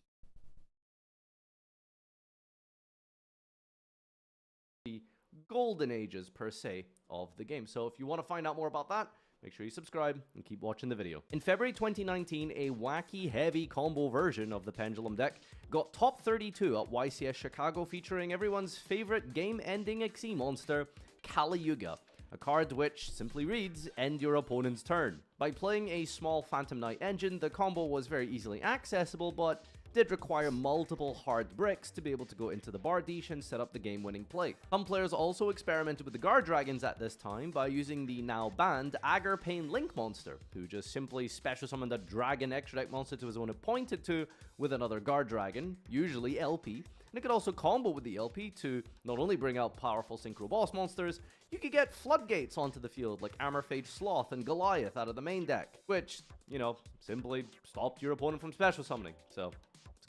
good way to play Pendulum. On April 25th, 2019, the Order of the Spellcasters structure deck was released, and in this, there was a whole bunch of new Endymion cards. The Endymions were a spell counter-focused archetype that were retrains and upgrades of the old-school Endymion cards of before. Well, how do you make a good card in modern Yu-Gi-Oh!, one may ask? Well, Endymion, Mighty Master of Magic, was, at least during that time period, the Yu-Gi-Oh! Card with the most amount of words available in its card text. That is a crazy accolade to hold, but an achievement nonetheless by the Mighty Master. Mighty Master has 3 total relevant effects. His Pendulum effect is to remove 6 counters from anywhere on the field. It special summons itself, and it destroys that many cards that had spell counters without targeting. You can't effect Veiler it because it's technically a spell card being used from the Pendulum scale, and it was one of the better ways that a Pendulum card had been designed to be powerful, honestly. If he's destroyed by battle with a spell counter, he can search any spell from your deck, and finally, his most important and final third effect is, well, say the line. Quick effect negate. He can bounce a card with a spell counter to negate any spell and trap effect, and he also gains some protection while he has a spell counter. Servant of Endymion has a scale effect, where activating 3 spell cards can summon itself and a card from the deck who can hold a spell counter, usually going for a Jackal King to prevent effects used from the hand as a monster negate, or you could just go for the Endymion man himself for the spell trap negate as part of the end board piece. Magister does the same, but as a monster, he can usually get you to Reflection of Endymion, a card which bounces something during your opponent's turn that they control. Now, the first notable success with the Endymions came from 3 Stacks, a content creator that truly characterized the deck with what we now know as slop. Zephyras, random Pendulum cards, the Endymions. There was even Orcusts in here. We managed to take top 32 at the NAWCQ, and while this may have potentially got the ball rolling, it would get better perhaps a little bit as the Herald in the back? At YCS Portland on August 24th, there was a massive spread of diversity in the format. Lots of viable strategies were played, like Lunalight Orcust, Goki, Thunder Dragon, Sky Striker, Salamangreat, Crusadia, and tied second most tops at the event was Endymion, piloted by Zachary Stone, managing to run the deck all the way to top 16, running it alongside a couple of Zephyr cards, focusing on the more core powerful cards of the Endymion, that being Servant, Spell Power Mastery, Endymion himself, the Jackal King, while still running the safe mainstays like Dark Worm Dragon, Dragon Shrine, Foolish Burial for the easier access into Electromite plays. While 4 top cut spots at YCS Portland was definitely impressive given the widespread of different decks that were viable at the time, Endymion unfortunately wouldn't exactly be the saving grace that Pendulum players had hoped for it to be. In October 2019, Agarpain was banned, and throughout the rest of the year, Pendulum would get 2 top cut spots at YCS Guadalajara and another finish of top 16 at YCS Milan in November 30th by Vlad. I've been working on this video for like a month. Please help. 2 Pendulum players took top cut spots at YCS Sydney on January 2020, just before the ban list, where Electromite was finally banned. Now, it's not often we get explanations about why certain cards get hit, particularly in the TCG. In fact, we're very notorious for having very little communication with that regard, and for the most part, whenever cards are hit in the TCG, we kind of just have to interpret it based off of our own guesswork. But there was a feature match at YCS Vegas, I think many years later at some point, and Jerome McHale, specifically one of the R&D team heads for the Yu-Gi-Oh! TCG, actually gave a little bit of a monologue of sorts during a live stream, specifically talking about Electromite, and at least from his perspective, why Electromite remains banned until today. The thing with Heavy Metal Foes Electromite is that it often led Pendulum decks to all being the same deck. Right. You just play all of the very best Pendulum cards all in the same deck. That's just kind of the way that the Pendulum mechanic works a lot of the times. But taking out Heavy Metal Foes Electromite in particular, because of how easy you can search it made anything. everything, Yeah. it just kind of undid a lot of the challenges you're supposed to go through when you're playing Pendulum. Yep. And as a result, what we've seen is that it split the Pendulum decks up into all the different ones. So you'll have the Magician decks, the Endymion Mythical Beast decks, the Clifford decks. All the different decks have now been splintered back into their component parts. Right. So it's very nice to see, the decks being played as they were intended. Damn. The COVID years. Celine, Queen of the Master Magicians, was released in March 2020, which gave some help to Pendulum, but for the most part, wasn't really what the deck needed. Pendulum still didn't really have a fantastic normal summon. The extenders and special summons like Curtain Raiser and Darkworm were really starting to feel their age, and remember, this is the point in the game where power creep really reared its ugly head once again. Decks became more and more combo focused, with multiple different 1-2 card interactions, and players were thus forced to run hand traps. Lots of hand traps. Which, in the context of Pendulum, is completely antithetical to how the mechanic works. As we've mentioned many times throughout this video so far, Pendulums want to work together. They want to be synergized with one another through their various scale effects, through just having sheer raw card economy, and hand traps take away from that completely. It's not to say that Pendulums have never used hand traps, but the more hand traps you use in order to stop your opponent from going first, well, it just makes your turn 2 really fragile with such a low count of actual engine pieces. Throughout these years, because of the COVID pandemic, Yu-Gi-Oh! Events were cancelled around the world. Locals were at a standstill in person, regionals and YCSs would be offline for over a year, and so the performance of Yu-Gi-Oh! Decks in general during this time period should be taken with a grain of salt.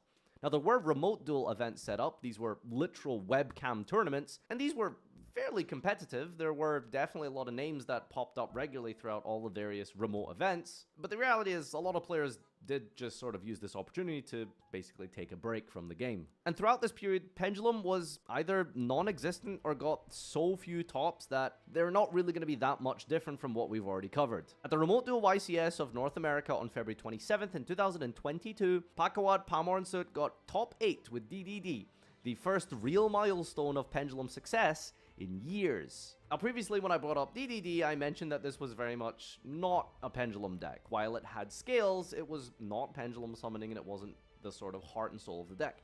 With the new support recently during this time period, Pendulum summoning was very much part of the DDD archetype, and in fact what you'll find is even the more recent support until today, the deck Pendulum summons twice with some of the new support. I know, it's crazy. And the deck still isn't, like, meta, by the way. Anyway, that's a complaint for a different video. This version of DDD that pack topped with did, in fact, utilize Pendulum summoning and numerous Pendulum monsters in the process. While only DDDs, it was still Pendulum. You could definitely call this deck a Pen deck. The biggest benefit of DDD, and even until...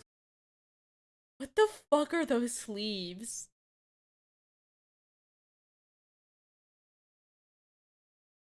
What? No. Oh no. Why do you have Amunga sleeves? No.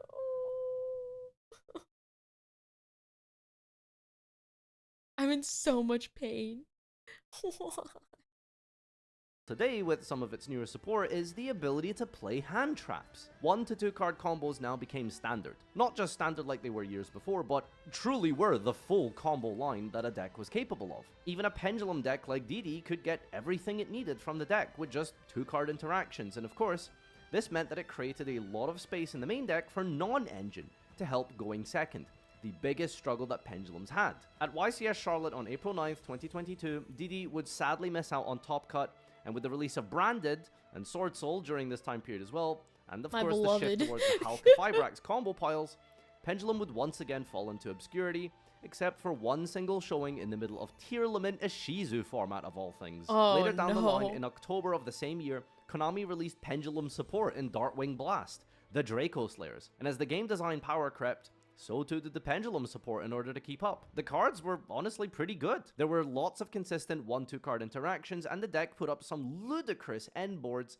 and even had access to any field spell in the game because Majesty Pegasus could simply search it out for a discard. And if you know anything about field spells in Yu-Gi-Oh, well, there's a lot of options. In the middle of Tier Lament format, Federico Mikozzi got top 16 at YCS Dortmund with Draco Slayers running 3 copies of Mystic Mine and Necro Valley. As impressive as this was in the middle of Tier Lament format, it was pretty depressing to see that the only real way for Pendulum to thrive was to, well, apparently just floodgate your opponent into boredom. This final section is, I guess, a little strange. Without getting too deep in the weeds of this weird ontological argument of what does it mean to be a pendulum, I think we need to maybe reframe how we perceive the mechanic. Because from here on out, the greatest success that comes from Pendulum is, well, Super Heavy Samurai and Melodious. And if you know anything about these archetypes, well, they are not Pendulum decks in any shape or form until the new support cards. Starting with Super Heavy Samurai, one of the most short-lived meta decks in Yu-Gi-Oh's history, it received levels of custom support that would make even Spiral players jealous. Wakaushi was a Pendulum card, yes, but the end board that Super Heavy players were making was, while absolutely ludicrous and insane, would be hard to really define as a Pendulum deck. There was a Pendulum summon, but you weren't exactly summoning a bunch of Pendulums from the extra deck, doing extra deck plays, and then bringing them all back again on the following turn. A play pattern that we've discussed all throughout this video, and of course, put Pendulums on the roadmap. This was very much a Super Heavy Samurai deck that, because of Wakaushi, could easily facilitate enough bodies to go into multiple generic extra deck cards that weren't exactly known for, well, fun and engaging gameplay, like Bar on the Floor, Apollosa, IP Masquerena, Boral Load Savage Dragon. Actually, yeah, now that you mention it, it is very strange how, like, certain meta cards will die so quickly, but, like, the real problem ones linger for so long. I do remember Super Heavy being annoying for, like, a little bit, and then it just, like, died. Like, I don't understand the thought process. Maybe it's because it's just a wave of support so they can kill it easily, but I guess with these new cards that are problems, they already have planned out like support in advanced, so they can't kill it. They just let it live for a while.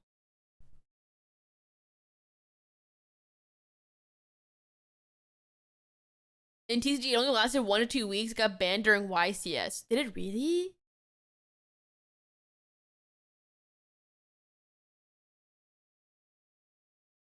I mean, they don't have to go through, either Konami and JP to be able to hit stuff. I don't know. I actually don't know about that. I do think it's different. I think they can do their own thing when it comes to the ban list.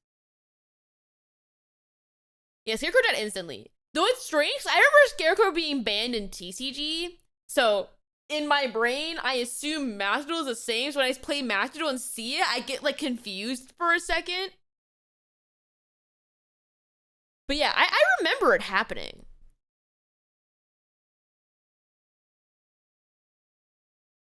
It was the first Saturday ban list in forever, and everyone freaked out. They banned the one Link 1, and nobody touched Super Heavy Samurai ever again. Literal 4 horsemen of the generic combo end board could be summoned with one single Wakaushi. Oh, and after doing all that, you draw 2 cards, and very likely, you're gonna see a hand trap. The end board is indistinguishable from Adamancipator a year or 2 before this, which is why I have a bit of a problem calling this a pendulum deck, but ultimately, in technical terms, I guess we could talk about. I've had a longer pay period and that deck was around!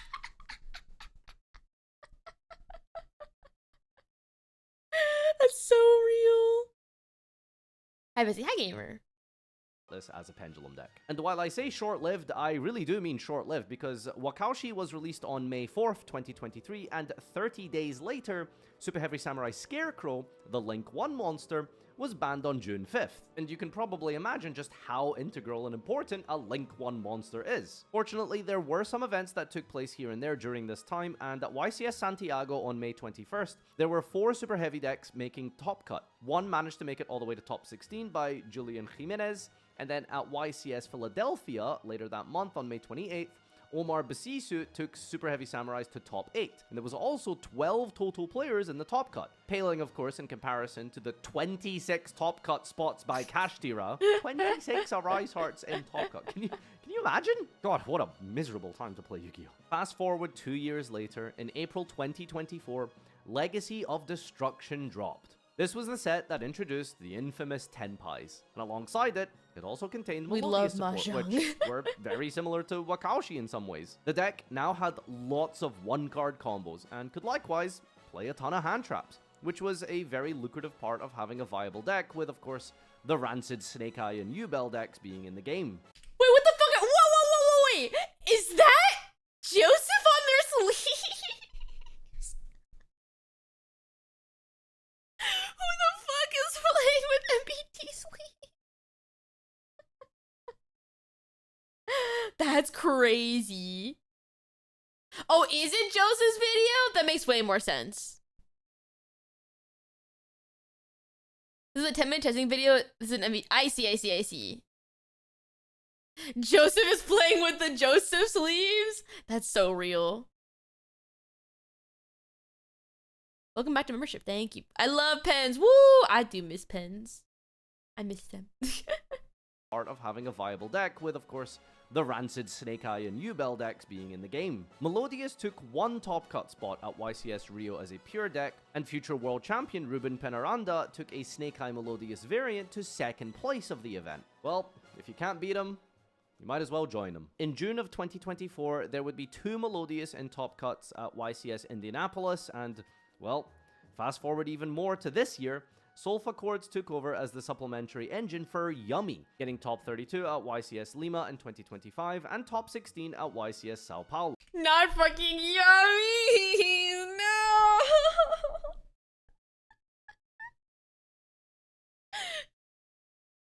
Yummies are ruined for me even more now because of what happened like 30 minutes ago. Oh no.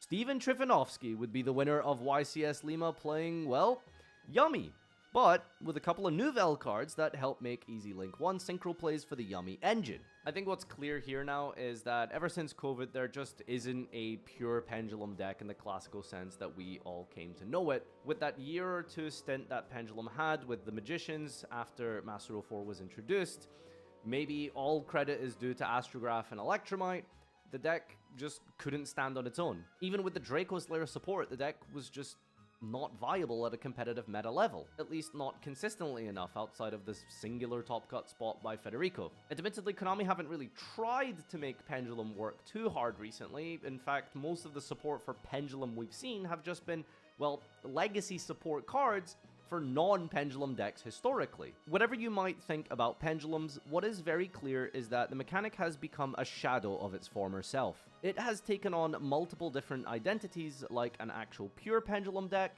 an FTK enabler, a floodgate searcher, and more recently, more of a supplementary engine, or an array of support cards. While this video is chronicling the TCG parts of Pendulum and focusing more on the competitive Pendulum decks and the decks that actually saw real success, there is of course a whole bunch of other archetypes that you can name that I haven't covered in this video. Nimlyria is an interesting way to perceive Pendulums, but a deck that doesn't really do Pendulum summons. Valance is another deck which saw some success in Master Duel as a very heavy combo version. I forgot about Valance, oh my god. This Pendulum pile that did well in a Duelist Cup a couple years ago, but I think the most important thing here is that there isn't like a raw Pendulum archetype or deck that is getting real consistent success throughout this game's period post-COVID. And I think a big question arises from all of this, and it's, well, what is the purpose of a Pendulum card today?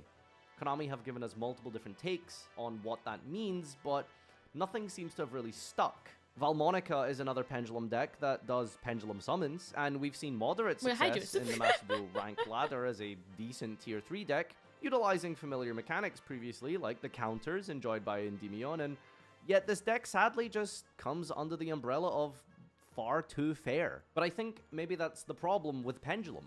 Inherently, the mechanic itself just isn't a fair mechanic, and it was never really designed to be balanced. It just felt like from the very beginning, Pendulum was doomed because it would always just be too powerful. There's a difference between combining monsters together to make a powerful monster, and then just simply having this nigh infinite resource pool in your face-up extra deck that comes back every turn. Because in most of the formats and through most of the decks you've listened to me document today, there was nothing really fair about most of the Pendulum decks we talked about. Some players theorize that Pendulum is largely perceived by Konami to be, well, a mistake.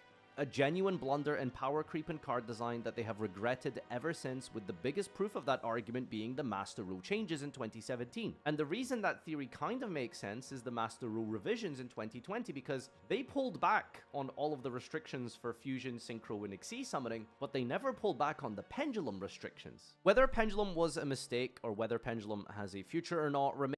I know Yu-Gi-Oh! 2G still hates pens, Master 5. Yeah, even then, with Genesis, you'd think they would, okay, like, they outright just banned links and pendulums. Like, they hate those fuckers. They wish they did not exist. Remains to be truly actualized. There is a possibility that we can see Master Rule 3 Pendulum summoning again.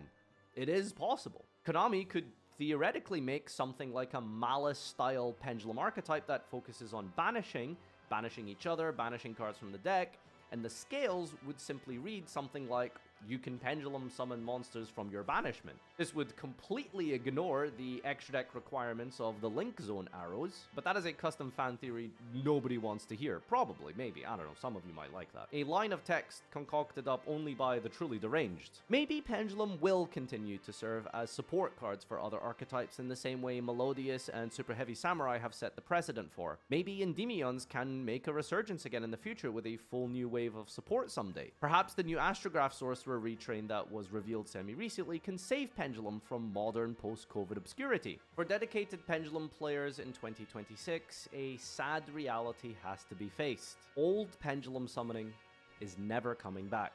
How much of that core identity are you willing to sacrifice? In hindsight, I think Master Rule 3 Pendulum was probably an era we can leave in the past. I don't think you could ever... Like, Yu-Gi-Oh! Has changed now, I will say, but still the idea of summoning 5 monsters for free every turn is probably way too good. I know Konami agreed because they fixed it soon after, but I think that's definitely, it's one of those things where if it were to come back, I realize everyone would probably realize it was a mistake, so it's like a let's not and say we didn't kind of thing. Do I think the Master Rule 3 pendulums can come back? Yes, I can. And I might be being a little biased here, but who's playing pendulums these days? Craft, the only pendulum deck that people actually might play, doesn't even pen summon. So what I see happening is a Master Rule 6. It's called the same thing as Master Rule 3, but we get 4 scales. Let's go. Thank you so much for watching this video. And if you've watched this far, I only have the great...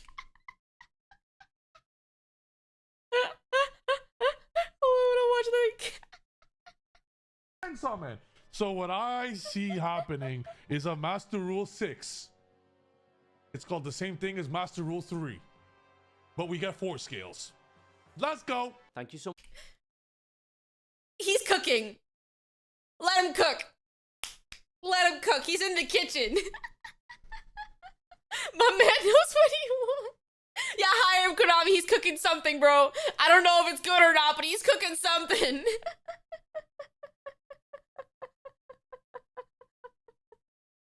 Much for watching this video, and if you've watched this far, I only have the greatest appreciation for you coming along this journey and seeing Pendulum from beginning to end. Wait, is that the Iwa Todai dorm theme? Wait. the greatest appreciation for you coming along this. Oh my journey God, it and is! Seeing Pendulum from beginning to end. It's been a long journey and it's been a hell of a road.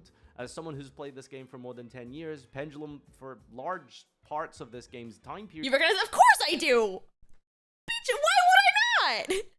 It's my favorite video game. I've spent way too much fucking time in the Iwich Hood dorms, bro. There's no way that I would not recognize that theme song. Were probably my favorite summoning mechanic, but as I mentioned many times throughout this video, I think that old style of pendulum summoning is just perhaps dead in the water. This is technically the documentary for February, but I hope you can, you know, give some leeway for that, because of course this video was just a complete behemoth in and of itself. So shout outs to the editor, script writers, all the interviewees. Special thanks to all involved with the making of this. There is a lot of cost associated with these type of videos, and it would mean the world to me if you could consider supplementing this with a Patreon membership. There's YouTube channel memberships, Twitch Prime over on my streams where I stream daily, twitch.tv/Farfa. Thank you so much again for tuning in. And as I said before, make sure you subscribe, because next month, I suppose later this month's documentary will be POS format, the eternal format, the golden age of Yu-Gi-Oh, as some would call it. Look forward to that one on my channel. Thanks again for joining me. Until next time, adios. You know what? That was actually a pretty good video. He's cooking. These documentaries are really good. When he does the toss video, you gotta watch it. Yeah. I don't know shit about toss. I know that it was strikers and I think what else was in there. I know it was strikers. Yeah, Thunder Dragons, that's one. I don't know what the other two are, but I know there's 4 of them. Thunder Dragon, Orcrust, Sky Striker, Salmon Gray. Oh. You see, you can tell I was not around then. I don't know shit. So yeah, when the toss video comes out, I'll watch. Sure. But yeah. That's everything. That's all I have.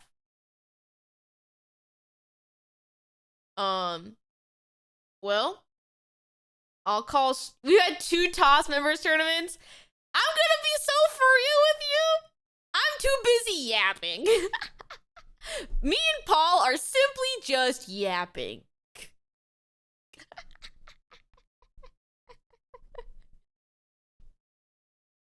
But anyway, as always, thank you everyone for watching. A very good time, as always. Be sure to like, comment, subscribe. A girl needs to get that bag. And I'll see you guys next time. Bye-bye. Bye-bye.